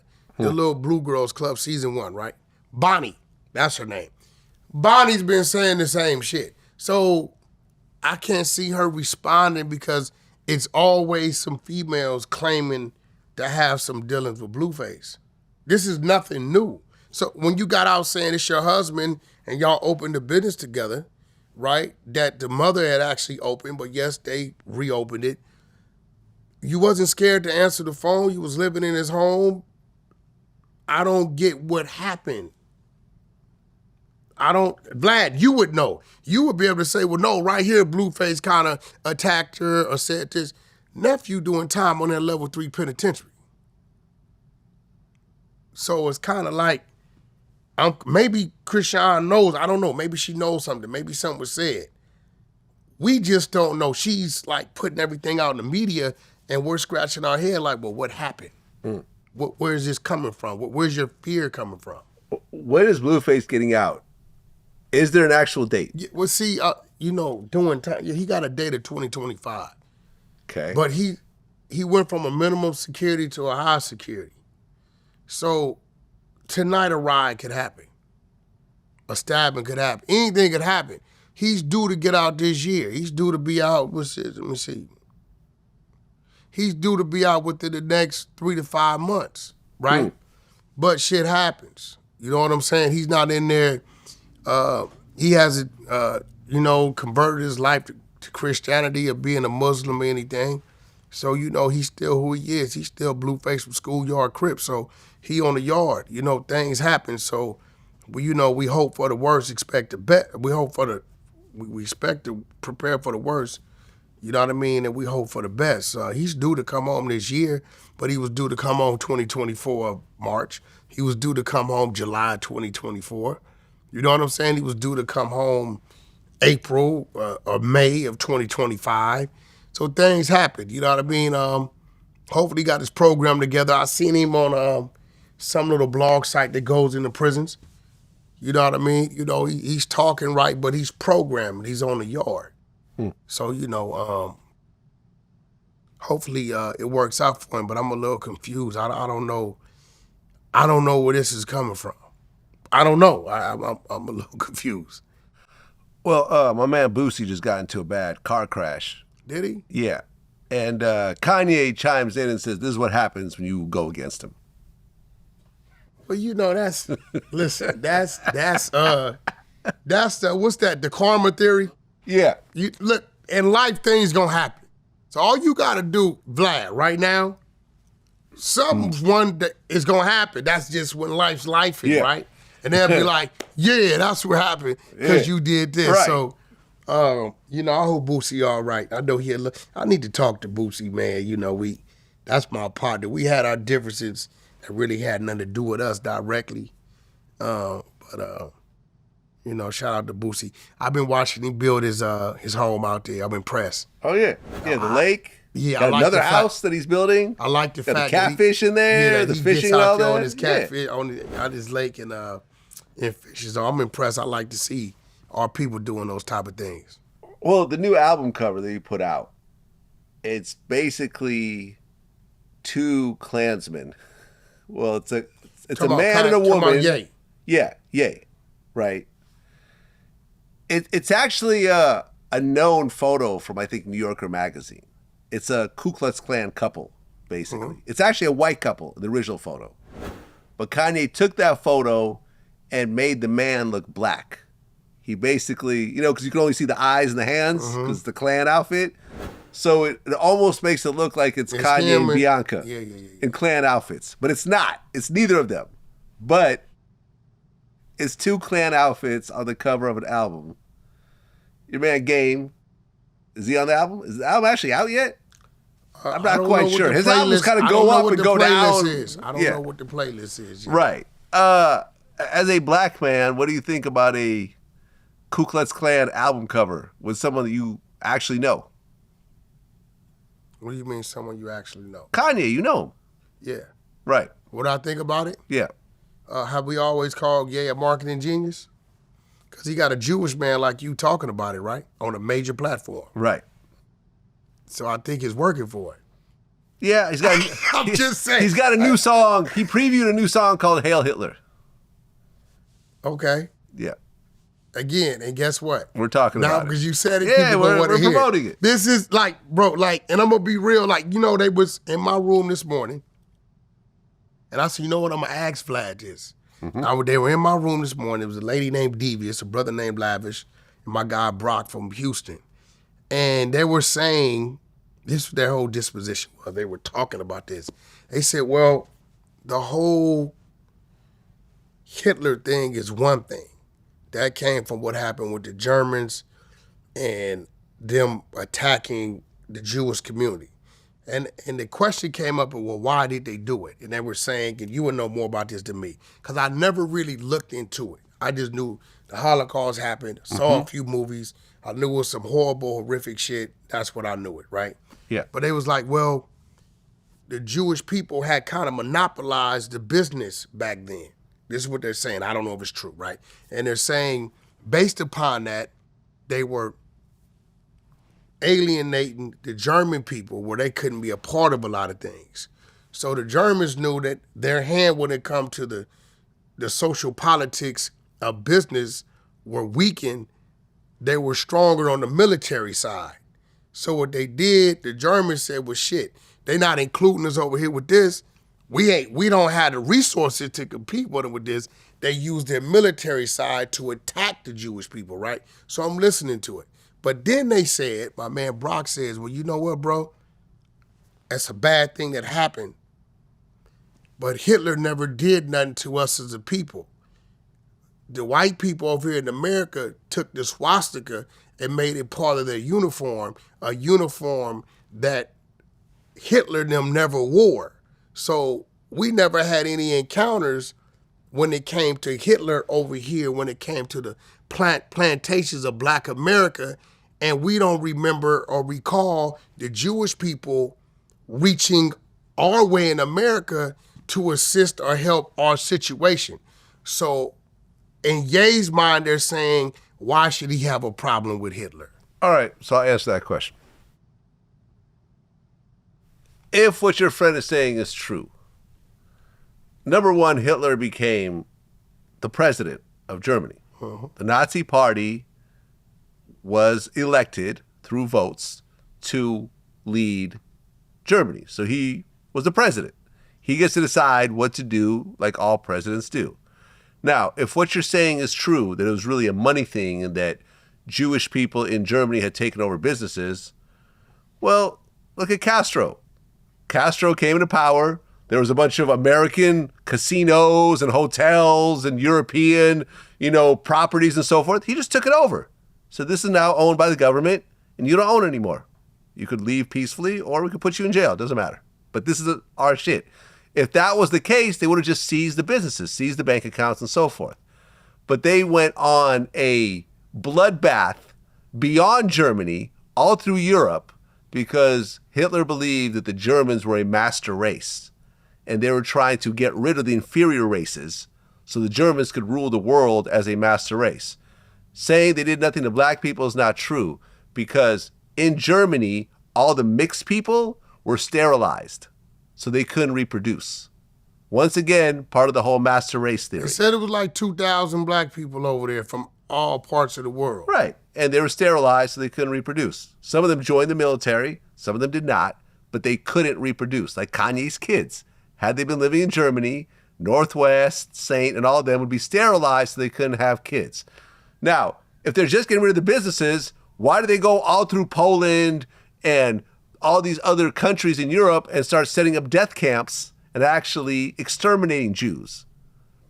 The Jews in Poland didn't own any German properties. It was a bunch of poor Hasidic Jews living in their own little communities that were shipped in, through trains and gassed up. And the reason why they used gas is because originally they would have the German soldiers just shoot the Jews in the head. But after a while, they started having nightmares, mental breakdowns, and so forth. So they tried to find a method where they could kill a whole bunch of Jews and still keep the German soldiers mentally intact.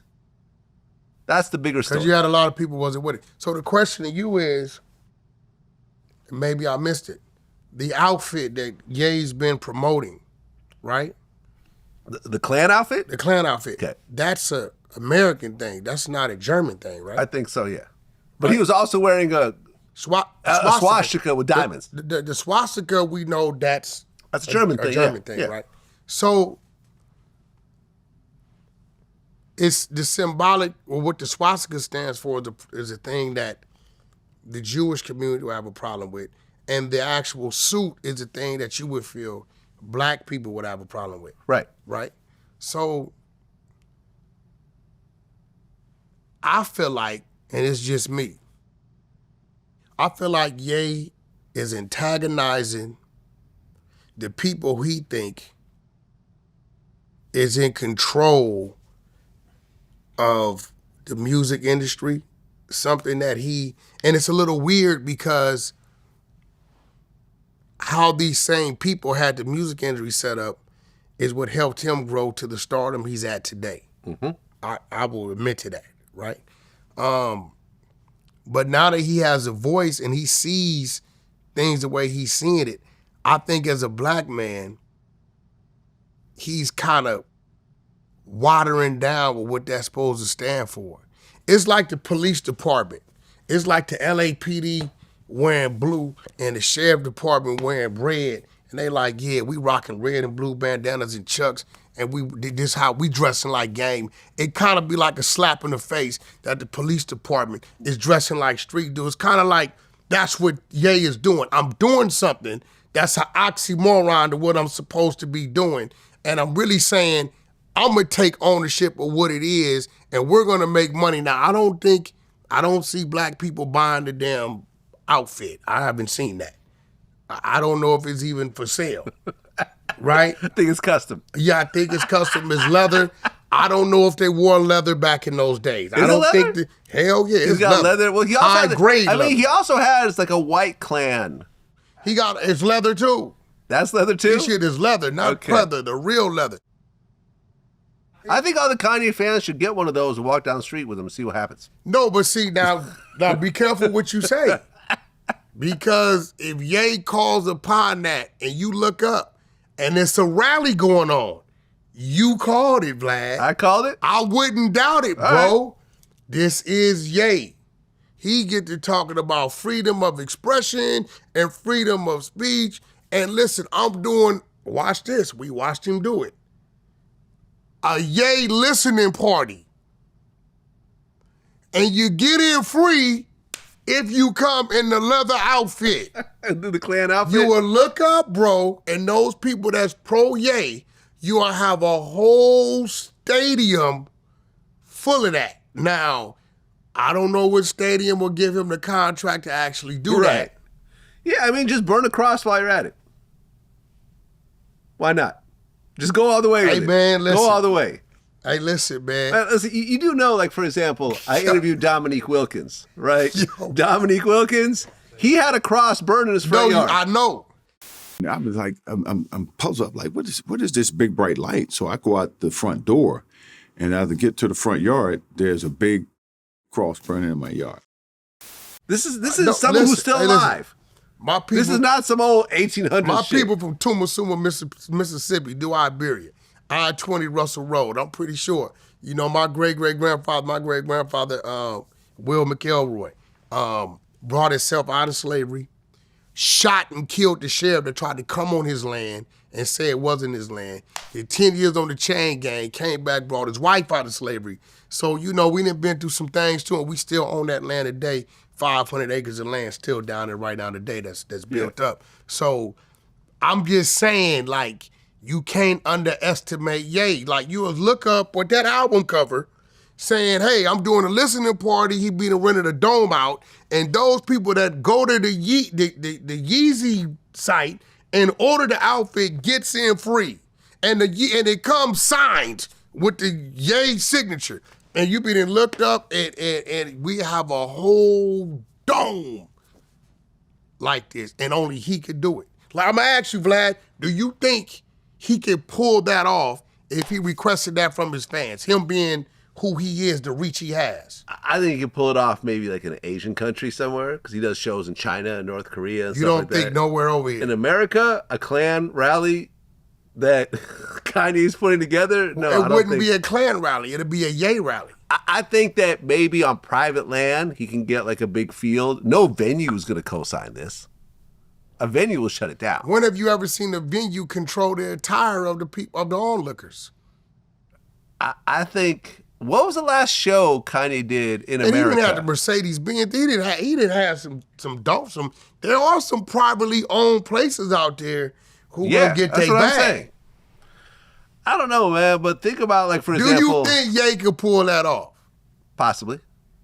Now, the scary part about this, we've interviewed at times when we watched Ye, his first, when he went through this 2 years or so back. Well, remember, you know something, let's not forget, Kanye used to push the Confederate flag.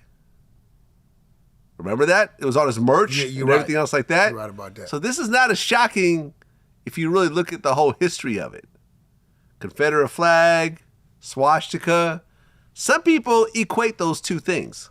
You know why he calls himself... And rightfully so. You know why he calls himself Jesus Christ. Jesus Christ. You know why he calls himself that, right? Well, he thinks he's Jesus. Well, he thinks he's God. He told academics he's the closest thing to God on this earth. Okay, now... I think he believes it. Now, on the earth, when the book come, Jesus Christ who walked in the form of God, right? And they nailed him to a cross eventually, right? Mm-hmm. And he sacrificed himself, right? So we watched them when Ye was Ye and he was tied to Adidas and tied to his label and tied to all these things. They took and they stripped him. We're pulling away. They lost $1 billion.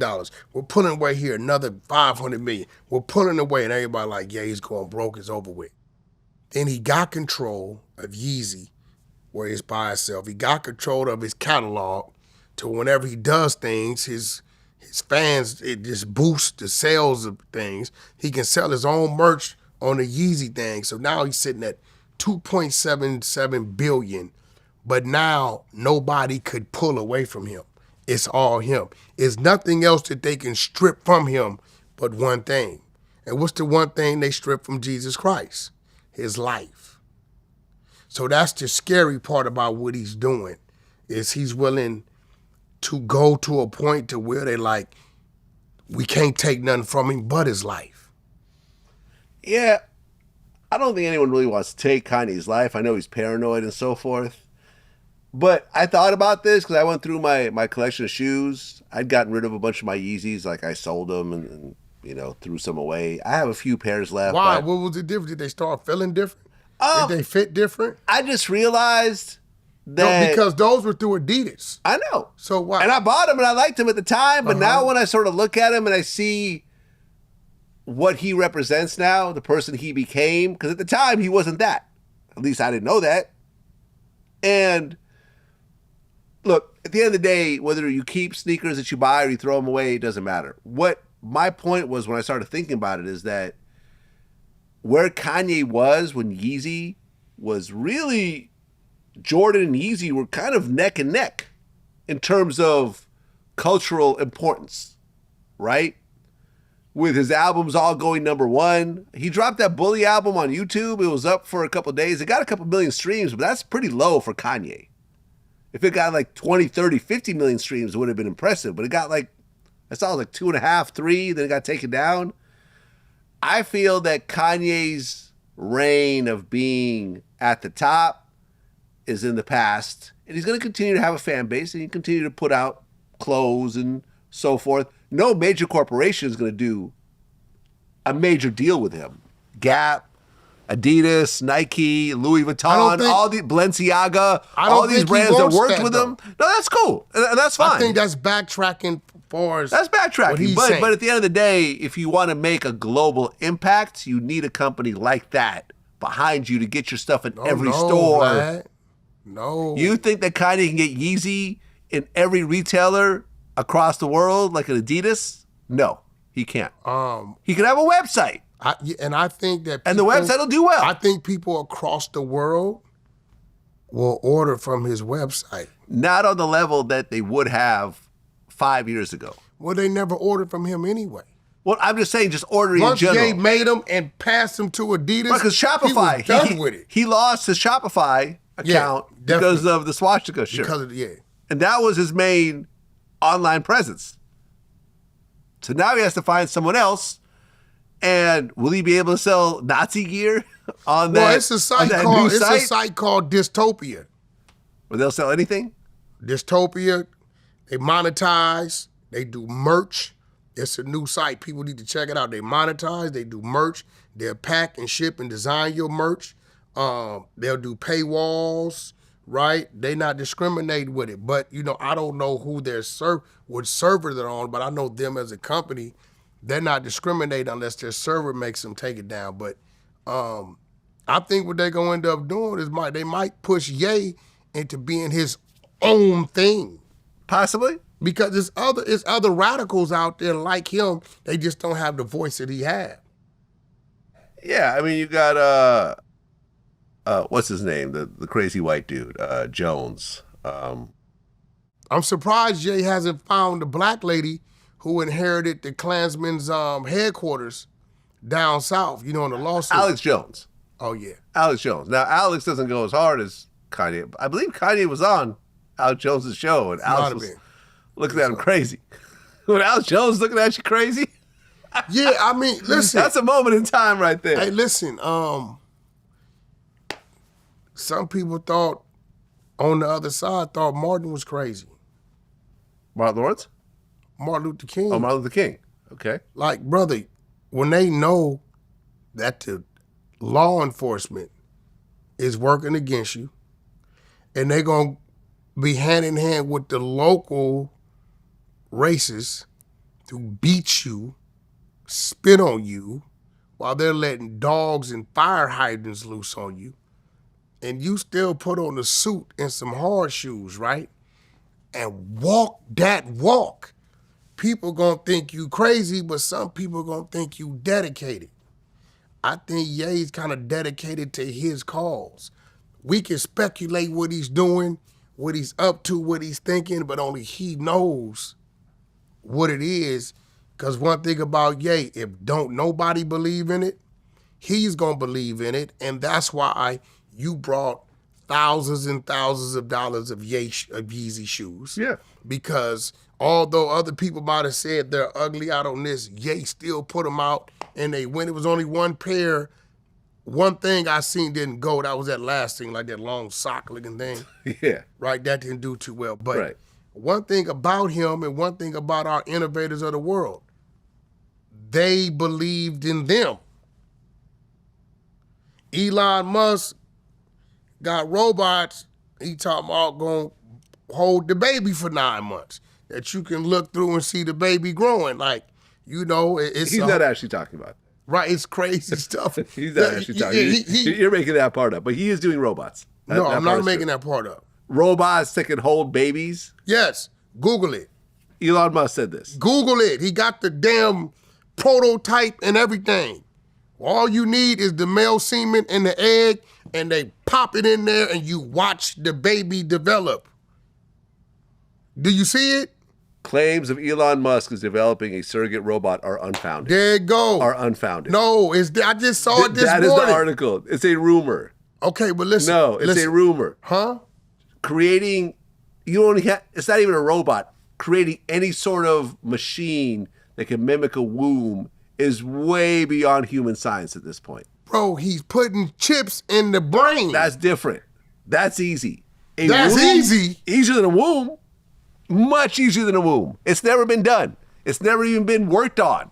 Bro, anytime. You can't create an artificial womb. If that was the case, it was about to go crazy. You could create all types of animals, humans, whatever, without actually having mothers. Are you saying? That'd be incredible to do. They haven't created animals? Outside of an actual animal's womb, no, they have not. Okay, so. You know when they say a test tube baby, they don't mean the baby's growing in the test tube. No. That just means that the embryo's created in a test tube and put back into the mother. They put it back into a woman, right. into a surrogate or something like that. Yes, into a surrogate, exactly. Right. Or the actual mother. Suge Knight, if you put 15 women in Suge Knight's cell right now and told him, and I don't care if he was 29 years old today, and told Suge, we're going to let you go free the moment any one of these women are pregnant. Suge Knight would never get out because he cannot impregnate a woman that way. They have to take his semen and then put it in the woman. All his children are like that. So anybody... The baby he has with Michelle A was done through in vitro? That's what you're saying? That's a fact. Really? It's a fact. Oh, okay. Didn't know that. Call Reggie. Okay, Reggie would know this? Reggie, hell yeah, he gonna know it. Did he take Michelle A to the... Everybody, because it was always an inside to joke. The fertility doctor? Listen, it was always an inside joke when the female said, Suge, I'm pregnant by you. It was a joke because we all knew and he knew that his sperm count was so low, he couldn't actually get a woman pregnant that way. They had to take his sperm and then do the thing. This is real talk. Okay, but back to your robot babies, You don't think it's gonna happen? In the future, maybe 500 years past our lifetime, nah, maybe. Hell no. Not in our lifetime. They're not doing this yet. Hey, bro, they're not doing Elon this. got reusable rockets over there. You could take... He got reusable rockets. His rockets is landing. Okay, look. The other ones used to blow up, separate. It's not an embryo. His shit is going around. Very impressive, not an embryo. Back. Did you see it? Completely different technology. His shit is dropping out of orbit. One has nothing to do with the other. Thruster, standing right back up. I seen that. No, I seen it. Look, for example, I know a guy. I don't know him personally, but I know someone that worked for him. Can't say who it is, but he owns a chain of stores that you've definitely walked past in the mall, or probably even shopped at. Mm-hmm. This man and his wife have 10 boys, all of them born within a month of each other. Yeah, and all of them are biologically you told me about the his parents. Guy. Yeah, he had in vitro and put a whole bunch of babies in different a bunch women, of surrogates, right? a whole bunch of boys born at the same time. You can do that. You can use surrogates, so forth. If you want to, you could use humans like robots if that's what you're thinking of, but you can't use an actual robot to grow a baby. I seen something, bro, Doesn't where they got exist. like 500 or 5,000 people frozen that have died. Yeah, you could bring them back once technology develops to the point. So I might actually do that. What I'm saying I might do that. Yeah, what I'm saying is a lot of things that we see today, we saw 20, 30 years ago. We watched Demolition Man. We saw smart homes and electric cars. We're like, what the hell is this? The Jets has been showing us FaceTime since the beginning of time, right? They gotta have, right? Yeah, bro. You've been watching FaceTime since the Jets, since the right? 70s. Yeah. You look at a lot of these things. iRobot, Enemy of the State, where they tracking, right? And we looking at this shit 20, 30 years ago. You're like, yo, this is crazy futuristic, but now listen, it's I'm not like arguing an with you. everyday thing. I'm just saying, but robot embryos don't exist in any capacity. You don't right think now. he's working on it? I don't know if he's working on it or not, but he's not very far along. Not to the point of anytime soon. I mean, that would be a game changer. If you were to tell every woman out there, yes, some women want to carry and want to breastfeed and everything else like that, but if you could say, listen, you don't have to carry. It's totally an option, and you don't have to hire a surrogate and deal with that woman possibly trying to keep the baby or running off with the baby or whatever else. A lot of people will go for it. Just like you could create, they now create meat using DNA that's actual meat that doesn't come from an animal. It's created in a lab, but using the cells where it's actual meat. That's what they're doing. Without having to But kill it's really anybody, not actual meat. any animals. But it's not actual meat. Yeah, it is and it isn't. Well, the same thing with this. It is and it isn't. Okay. It's the sperm, it's the egg, and they done created some type of something. All right. Right? Now, when it starts to happen. Well, you know they just brought back the dire wolves. The what? You heard about this? No. Okay, hold on. I'll show you this. I seen they was trying to bring back I'll show you this. One of the something in the wolf family. Nope. I'll show you. So this right here. They took some. So this right here are two dire wolves. So a dire wolf is different than a gray wolf, which is the common wolf that you see. These went extinct 10,000 years ago. And for the first time ever, dire wolves are howling. How did they know that thing was extinct 10,000 years ago? Because they had, the fossils and everything else like that from these wolves. They got the DNA, they extracted the fossils. Some of these wolves are probably frozen solid and, they still have some of the fur on them and they got enough DNA to basically take like a gray wolf embryo and put dire wolf DNA into it, so dire wolves were born without any actual dire wolf. See, that's our parents. problem, bro.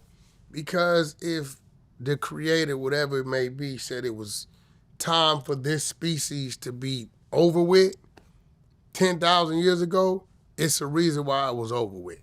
Why we want to bring it back.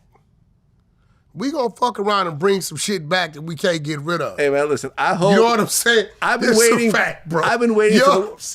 I have been waiting for the woolly mammoth now for like 30 years. I thought I saw that. Is that what I saw? They were working on that. I mean, they've been working on it, but the problem is that they don't really have a lot of experience dealing with elephant embryos, whereas with dog embryos, there's tons of veterinarians. So there's a lot of science behind, impregnation of dogs and wolves and so forth. A dog and a wolf is like 99.9% the same DNA-wise. They may look different, but it's damn near this. It's almost the same animal. That's why dogs and wolves could procreate, right?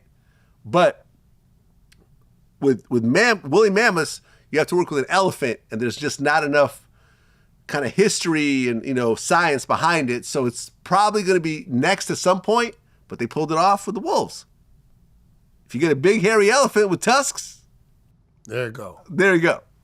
All right, back to reality here. Sean Kingston. Yeah. Now you've dealt with Sean Kingston before. Yeah. I know Sean Kingston. Cool dude. Nothing bad to say about him. What they give him? 20 years, 10 years? Him and his mom are facing 20 years each. So did they get sentenced or? No, not yet. They were found guilty for over $1 million in fraud. Jewelry, luxury vehicles, 200-inch TVs.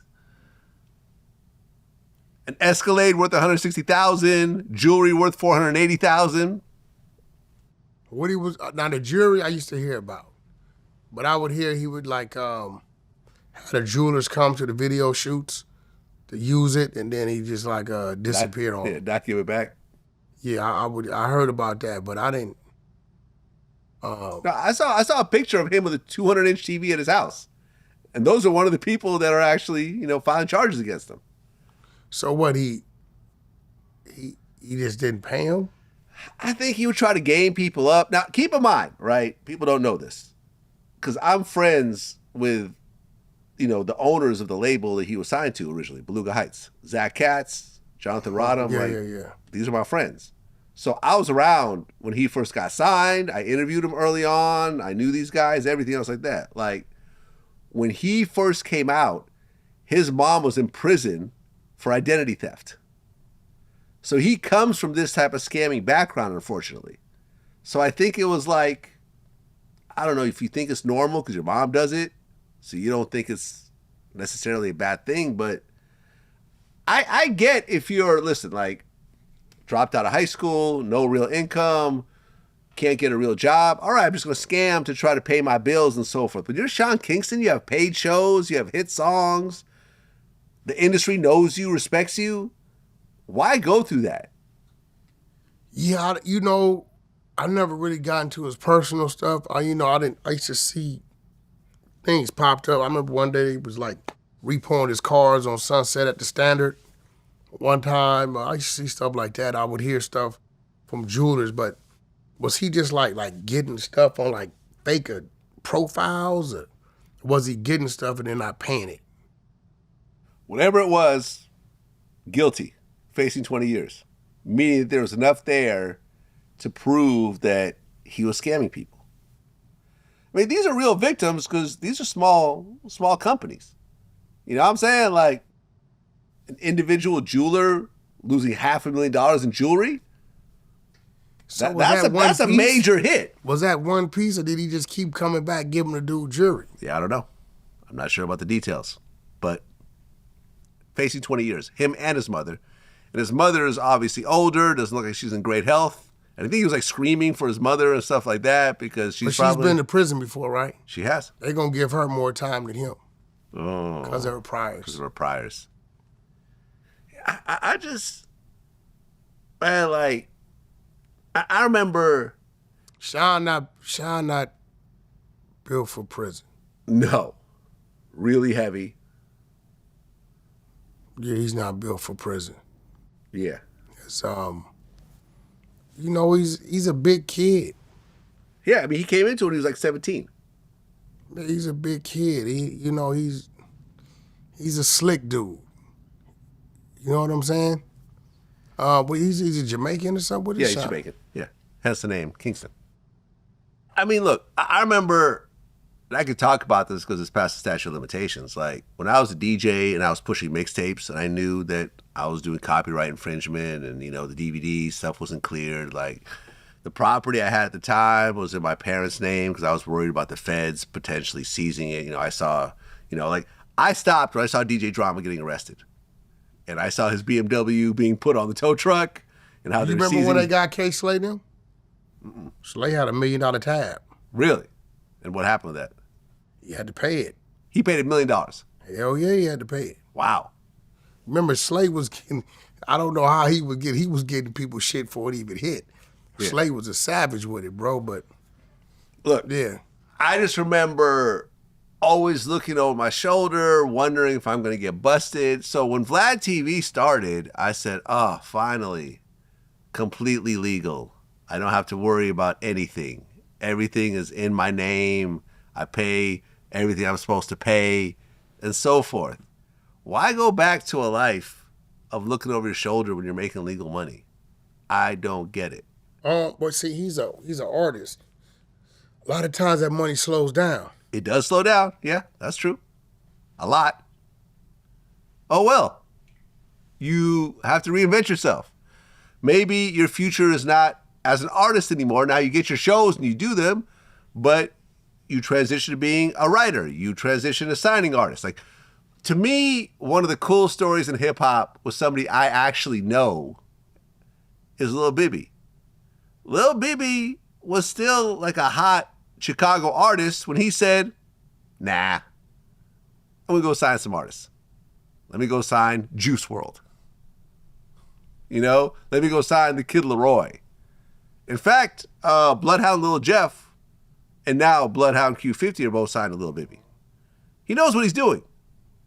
Yeah. But he said, all right, you know, the rap thing is cool and I have an audience, but I'm going to go to where the money's at. And as I get older, it's not based on me being a performer and a songwriter and whatever else.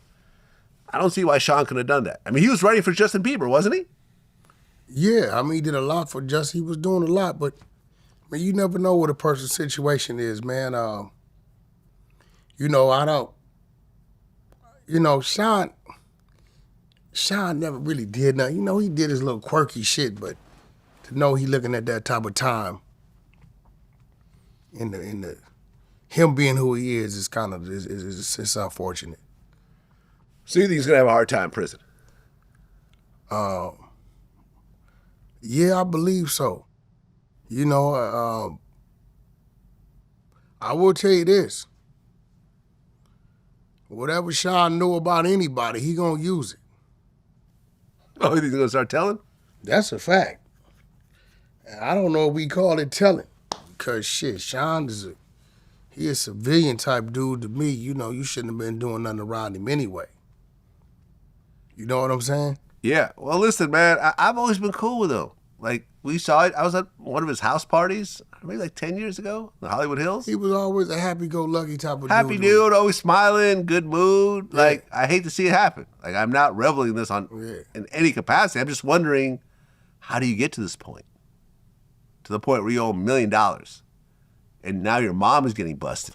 Yo, who's the dude in the paperwork they called Jew Boy? Huh, what paperwork? And Big U's paperwork. You didn't read through it? Not all the way through. It's a Jewish dude. It's a Jewish dude in there? They say his name was Jonah or something. Okay. Thought you were going to blame me for being the Jew. No, some dude named Jonah. No. I thought it was Steve Lobel. Look, I thought it was Steve Lobel. Okay. I thought it was, but then... Well, because Steve brought Big U to Vlad TV. Yeah, I mean, they have a relationship. Well, they were close at one time. Yeah. But they saying it's some dude named Jonah. Yeah, I don't know. Some dude named Jonah. You know this dude? Nope. No. Yeah, but the next Jew meeting I go to, I'll bring it up. Yeah, I was reading. I'm like, I was in my house, like, this got to be Steve Lobel. But everybody's telling me it's some dude named Jonah that had been cooperating for quite some time. But this whole thing is a little quirky, man. Well, one of my members, WBH Radio, on the Vlad TV YouTube membership side, said, can you ask Wack about Jarvis Crittenden, who became a Crip after he joined the Lakers? Do you know about this? I don't know Jarvis. I looked it up. It's actually true. But that happens with a lot of these dudes, like where dudes on the street is trying to get to, dudes that's on the other side of it, they go backwards. I don't know. It's something about ball players or basketball players, their infatuation with music, being rappers in the streets. Like, I don't know. Maybe, I don't know, bro. It's weird. It's a few of these guys that was, you know, ball players, but they wanted the street life. I don't understand why. It's crazy. Yeah. Aaron Hernandez. No, I just the best example of that. I don't know. Was he doing street shit or he just yeah. Ja Morant? He was fine. Was he fined again for that little gun thing? Like I mean, bro, I'm just saying, like, you know what I'm saying? So I don't know. Or maybe they were street dudes that made it. I don't get it. It's like, man, what are you doing? I mean, how many rappers? Allen Iverson. I think he was a trendsetter for the streets, though. I don't think Allen's, but I don't think he was gangbanging. Was Allen gangbanging? No. I don't think he was. No, I think he was a trendsetter for the. But how many rappers started claiming Crip and Blood after they became rappers? You know, we talked about the Chris Brown Well, you thing. got to remember, bro, we still in the era where you needed the street cred. You don't need it no more. So I kind of understood it. So you think right now you don't need it? Hell no. Huh, explain. Listen, this is real talk, right? All you got to do to all you young rappers who you really ain't from the streets, go to Google, especially out in California. It'll show you where everybody neighborhood at and everybody parks they hang out. They got it red and blue outline. Get your little nerd friend at about between the hours of 3 p.m. and 6 p.m. on a Friday or Saturday or Sunday. Fly your drone over the park. You get all your fights, the dice shooting, the Hennessy drinking. You'll get all you need. Go to your green screen. If you want to be on Crenshaw and Slauson, you can turn it into that. If your next verse you want to be on Rosecrans, you can turn it into that. If your next verse you want to be on Figueroa, you can turn it into that. And you just drop the different scenes from your drone from the different parks in your video, and to the rest of the world in Europe, you're that. You no longer need to go over here and meet the dude and get stamped and have to owe them something for street cred. You don't need it. It doesn't have to be for real. It's all perception on what people see. How many times, Vlad, and you got an eye for it, how we looked on the video and knew that was Hollywood money? What do you mean? The fake money. You know, you see shit. Right. But to the regular person, they think this dude got $1 million, 600,000, 100,000 holding up to his ear, right? So it's all perception. No, you don't. Nobody cares who you're tied to from that neighborhood no more. Well, young Scooter was just laid to rest. Yeah, rest in peace. Yeah, I never met him, but I know a lot of people that know him. I've done interviews with him. Liked his music. Just interviewed DJ Swamp Izzo, who was like his DJ, who actually pushed him to do his first mixtape. Future was on that mixtape. The thing that really just bothers me about this whole situation is, like, for example, me and you do an interview. If we were told the police are outside, right, and whatever, the SWAT is outside, and there's a back door, would you run? No. Me neither. Why do you think Scooter, being who he is, and I don't know if it's true or not. You don't know who Scooter is, though. Okay, no. You know who you interviewed that day. Right, but you don't know what's going on with Scooter, what was going on in that house, what's in that house. This is true. I saw a video. I don't know if it's true or not, but they showed young Scooter's house in Atlanta, and it's like a huge mansion. It wasn't at his house. No, I understand that. But what I'm saying is, it seems like he was financially established at that point. This doesn't seem like a guy. You see some of these rappers, and you can name even some Atlanta rappers. I could think of some off the top of my head that are like, they're struggling right now. Show money comes once in a blue moon. The streams have dried up. No one's checking for them. They're probably scraping by. They might still have one foot in the streets. I feel like by this time, young Scooter should have been completely legit and had enough of a catalog and an overall interest in him as a legitimate artist where he wouldn't have to do anything else. I don't think he was doing anything else. By the way, the young lady that made the calls from Clubhouse. She was a contestant on Baddies, right? Fuck all that. She got made on Clubhouse. Over there, my man Kiddo Curry. Okay, so what was she doing on Clubhouse? She was part of she was part of Clubhouse. She was part of the trenches. Okay. But she used to be in my man Kiddo Curry, we call it the Chicago room, in his room. So this is why when the 911 call came out, this is where she got in trouble. Because Clubhouse is a what? It's an audio app. So when it's been 3-4 years of you hearing a person talk. Oh, so people are like, oh, we know who that is. Oh, when the $5,000 reward went up, all of them called him. This a fact. She knew her ass was grass then, right? Soon as the 911 called, they said, oh, that's such and such, right? So everybody knew who she was, right? So the call started going in to identify who her voice was.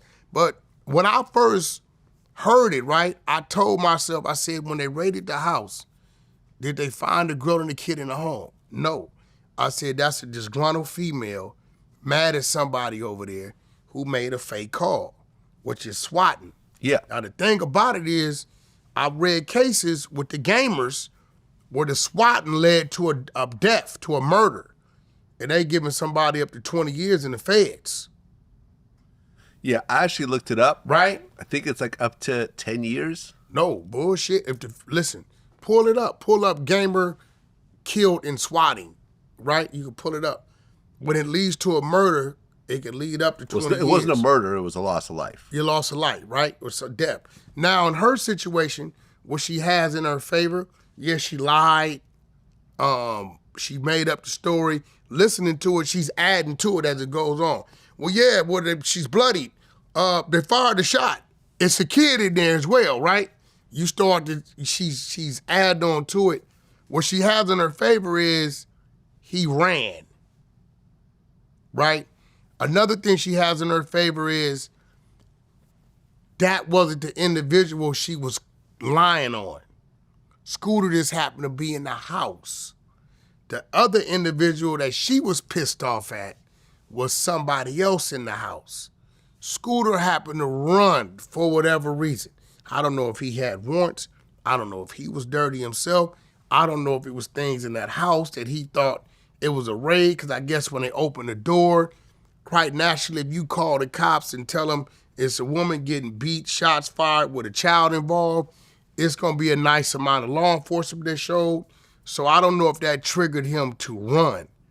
But I could see a 5 to 10, a lower term, because the individual she called on isn't the one that was unalived eventually and whatever. No, but still, you made a false call that resulted in death.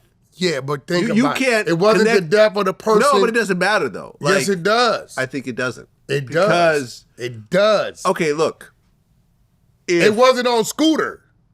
It was on the other dude. She identified, she gave a description of the dude she was dealing with. Scooter ran. If Scooter wouldn't have run, he's not dead. They didn't shoot him. If he wouldn't have ran, whatever punctured and hit that main artery, it wouldn't have happened. And the dude she called in and gave a description on, who home it actually was, Vlad, he's intact. Yeah, I just want to say this. I think she's getting a swatting charge. No. I see a nickel, 5 to 10, not to 20. That's still a lot, man. 5 years in jail. Yeah, I mean, but she wasn't planning that the day before to go 5 years in. Not when you did. By the judge of that mug shot, she gonna be all right. I just want to say to all the men and women out there, get to a point in your life where at 39 years old, if the police show up, you don't run. You don't have to run. Just get to that point in your life. Use this, and this is no disrespect to Scooter. Rest in peace. You know, good artist. I never had, had good interviews with him. He's shown up on Vlad TV a couple times. It's all good. But I'm just saying, when people pass away, I try to find the lesson for the living. And this is, get to the point in your life, in your late 30s, early 40s, whatever, that if the police come, you just ask what's going on. You don't run. You don't feel like, you're going to lose your freedom just from doing nothing. Now, if you're doing a crime, I get it. You run. All right? It was his birthday. If you're doing something illegal, yeah, you should run. I get it. Run as fast as you can. But if you're just minding your business, I don't think you should run. I don't think you should run. If you got narcotics in your pockets, yes, you should run. I don't think you should run. If you got an illegal gun, because I'm gonna be real, I'd rather see the person get caught with the narcotics and get a drug diversion class or a year or two than unalive because they said he was reaching.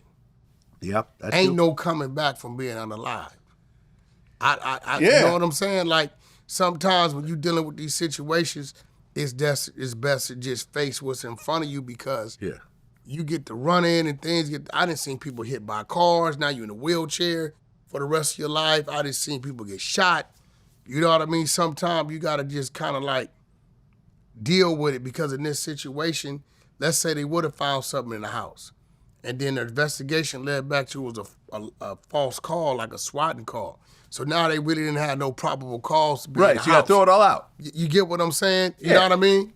Yeah, look.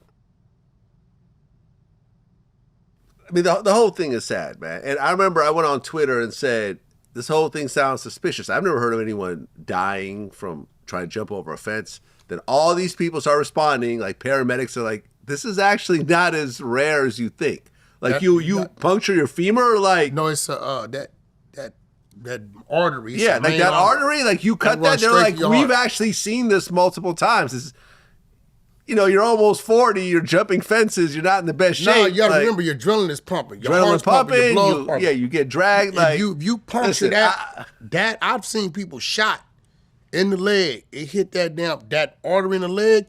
You bleed out. It's a problem. So and even with that, I believe Thug played. I was hoping Atlanta didn't erupt and start rioting because he put something up that said, Street was shot. Yeah, Scooter was shot. Something was shot. And I'm like, once again, stay off of Twitter. Yeah, no. Because if, Lord forbid, people would have started going crazy that have said he incited it. Right. And do I think Thug in his head was saying, I'm going to do this to incite? No, I just think he's not thinking it through. Yeah. When he does things and says things on social media. You know what I'm saying? Yella Beezy is now charged with capital murder in the murder for hire for Mo3. Now, capital murder means death penalty. Yeah. And I think Trap Boy Freddy said that, Yella Beezy basically sold everything to make bail and also prepare for this trial. I'm looking at the case and it seems kind of flimsy. I do want to say this. Everybody thinks the shooter is the one talking. I don't think it's the shooter talking. I believe it's the baby daddy of the chick that Mo3 was up there with. Because the shooter did an interview and said, I'm not the one going back and forth to the county jail. Right? You know what I'm saying? I guess the other dude has been going back and forth.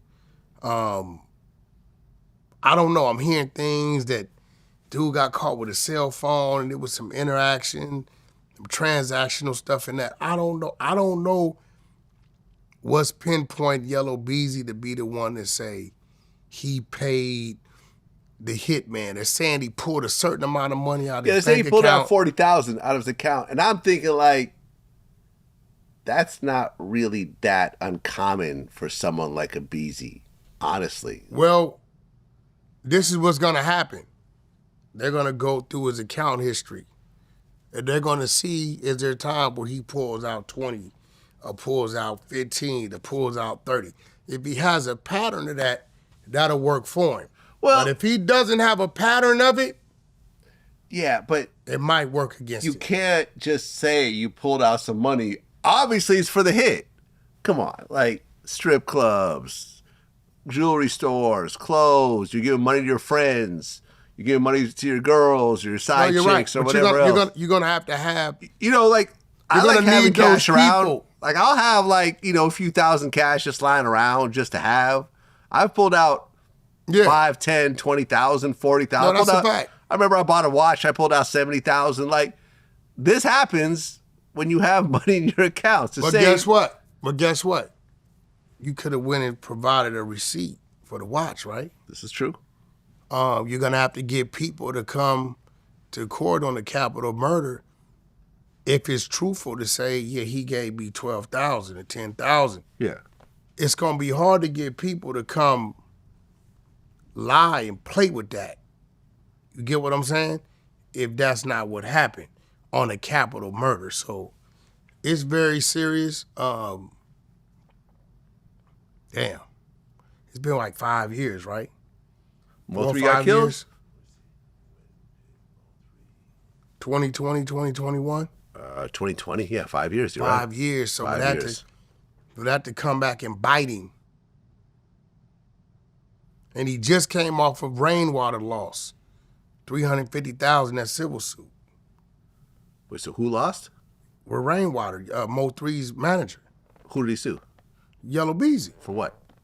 They caught him and whooped his ass and had him on all four. They kicked rainwater in his ass and broke his tailbone, hip bone. You could put it up. And that was a lawsuit. He was suing him for like $2 million. And I think they end up awarding him like $350,000 or $450,000. This is maybe in the last 6 to 9 months.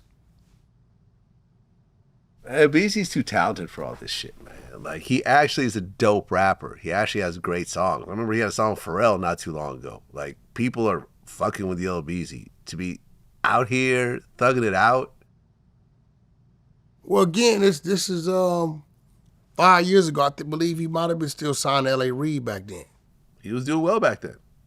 He was still signing, But he kind of did well from the jump, man. I remember. But you got to remember, man. Let's not forget. Dope. Mo 3 was dope. They're both dope. But let's not them forget together.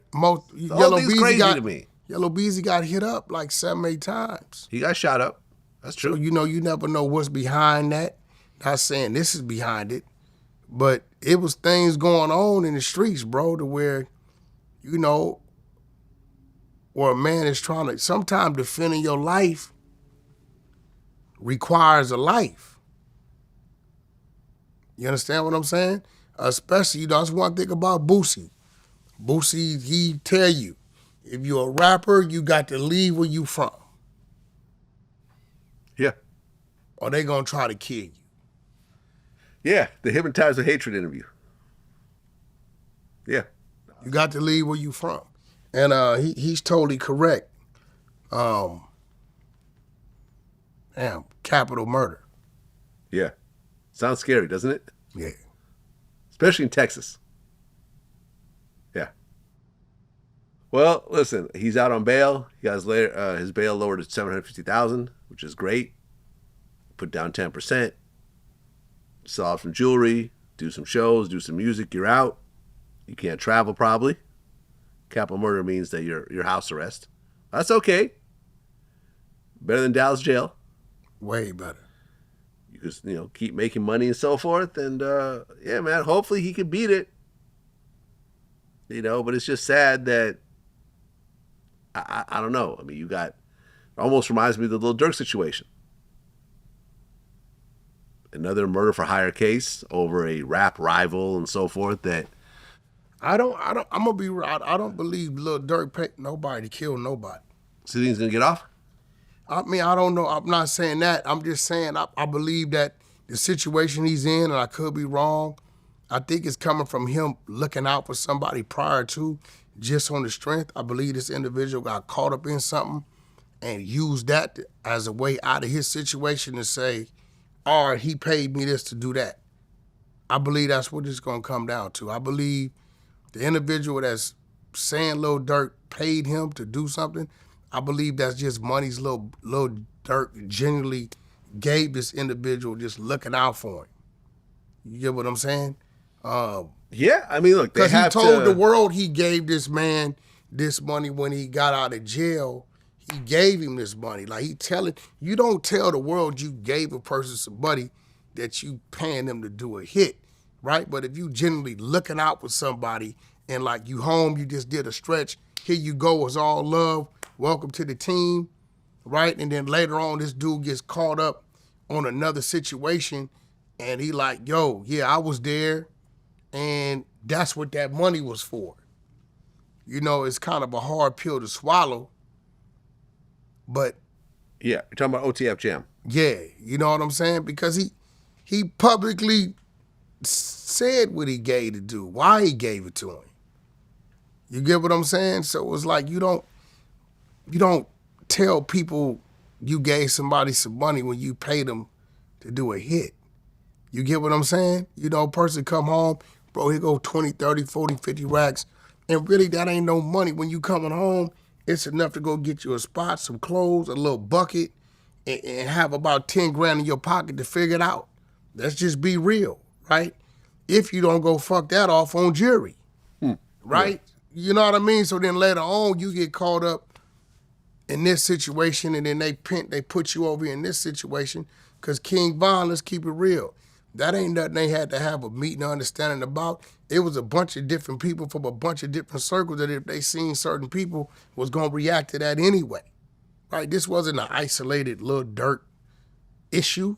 You know what I'm saying? This was an issue that it was a section of people that, okay, we see them as on. We don't got to talk to Durk. You know what I'm saying? This is just the way we feeling, right? And I believe that the money Durk generally looked out for dude on. I believe that dude, I could be wrong, we'll see when the paperwork come out, I believe the dude generally got put at the scene. I believe he got caught up in another situation and said, you know what? That money was for that. Cut me some slack. And from that, we got what we got. Well, but what they're saying is that this group of guys were flown out using OTF credit cards, were put in hotels. What's wrong with that? Using OTF credit cards, and went right back later that same day after the murder. Okay. On a flight being paid by an OTF credit card. Okay. It doesn't look good for someone like Durk when that happens. Okay, so watch this. He was scheduled to do an interview out here with academics. Right. Right? He coming from Florida. He get a call, he coming out here, cool. He gonna move his team. His team gonna be here prior to him getting here. A lot of these artists, they don't be wanting to see them dudes, so they gotta see them dudes. Durk got a spot. He at the house. Well, he was at Airbnb. Whatever it is, he had his spot, right? Yeah. Now, Durk's not slow. He's not a dummy. If he's setting up for that to happen, he's not going to even be here. You got a group of dudes out here, look, bro, we ain't got to hook up with Durk till 9 at night, 8 tonight. In the meantime, we moving around. They get a call. Hey, guess who in town? What? Where you at? They don't got to check in with Durk, right? Are they out here because of Durk? Yeah, but they out here to secure him or whatever he doing out here in this interviews or whatever he going after the fact, right? I'm pretty sure Lil Durk would not have set it up for them to be driving rental cars that come back to him, right? I'm pretty sure Lil Durk wouldn't have thought it was a bright idea to do something across the street from the Beverly Center. He's been coming out here for quite some time, right? I'm pretty sure Lil Durk wouldn't have thought it was a bright idea to attempt to do anything while he's even in the state, right? As far as the text of, hey, yo, don't make sure that shit ain't in my name. Hey, bro, that's standard for any artist when they booking rooms. Pay for the room, but that incidental and all that, make sure they put their own credit card down on that. Because you look up, I'll never forget when I took Savvy Third to Miami.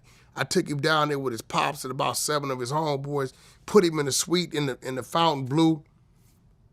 Friday night we get there. Saturday by noon, they can't get in the room. I call the front desk. These are some little Long Beach insanes ain't never been nowhere like this. I got him in 1,000 square foot suite. I'm laying it out for him. He out here to see Stunner for the first time, go to the Hit Factory. I called the front desk. I said, the key's not working. They say, Mr. Jones, they ran the bill up to $3,800 overnight. Y'all got to come make a payment. Right? So I get and I understand when people say, hey, don't put my card down there for that. That don't mean we trying to hide something. Pay for the cost of the room. But for the incidentals, if you want to watch movies and you want to order room service, right? When we on tour, we cover the room. But you want to unlock that, you putting your card down there for that. So that's basic standards. So what's going to happen is Durk's going to have his management team or his label go back and show the pattern of him paying for the rooms, but them happen to put their card down for that. Because what they're seeing is, don't put my card down, hide that I got them there, right? That's what they seeing. Now, there's no doubt these little niggas, whoever they was, if they did it, right? Once you do something crazy like that and it's hot, shit, we can't stay around no more for what we came here to do. We got to get up out of here. You know what I'm saying? And then it's no doubt that whoever booked them flights probably didn't know what the hell they did because they like, look, bro, we got to get back to Chicago. We got to go tell Durk we out, right? I'm pretty sure Durk learned about it when he saw it on the news, right? But do I think Lil Durk, me knowing the Lil Durk that I know, staged that? We coming out there, I'm flying y'all out there, putting you on rental cars registered to me and all this shit to go do this to this dude across the street from the Beverly Center? No, I just think he's falling victim to keeping it real with the homies, keeping it real with the streets. All artists, bro, when you sign that contract, hey, listen, bro, screw what they talking about over there. Go the other way. Get you a team, right, who ain't looking for a rep. Get you a team that ain't from the block. Get you a team with a few dudes over there that's about their business. Get you a team that understands what your goals are. Don't get you a team that's trying to prove something. Don't get you a team that's getting high. Don't get you a team that thinks you obligated to represent or promote what they doing over there on the block. You hustle on the block, get off the block. You cannot take the block with you because the block I had your ass back on the cell block. That's a fact. Bro, you get that music contract, close that door, and go the other way, bro. Straight up. Don't even go over there to shoot no videos. Don't go over there, tune it out. Whoever is the deliverer of bad news to say the big homie such and such saying this, turn them off too. Anything or anybody that's walking through your door or delivering you that information, turn them off and get to the top of that mountain to where you don't hear them or see them no more. That's it. Because if not, you see what the ending result is. Yeah, worst possible situation. Murder for hire, Fed case, facing life, a whole bunch of other people. Yeah, listen, I think it comes down to if his co-defendants all turn on him. If they all turn on him, I mean, Drew Findley's a hell of a lawyer. I know him. I've interviewed him. I talked to him. He's a hell of a lawyer. So if anyone could pull it off, it could be him. So if he can start tearing down these other witnesses and so forth, we'll see. But if they all turn against him and they all say, this is the ringleader, this is what he promised us, here's some more evidence. It's a problem. In a Fed case, it's going to be tough. It's a problem. It's not a state case. This is not the young and RICO. And I think it's going to be some superseding situations that pop up. Could be. Could be. That's where we're going to end it. Wack100. Always a pleasure. Yeah, Vlad TV, man, only place to be. That's right. Tune in, man. Tune in and don't be tuned out. And come check us out because I shall be back. We out. Peace.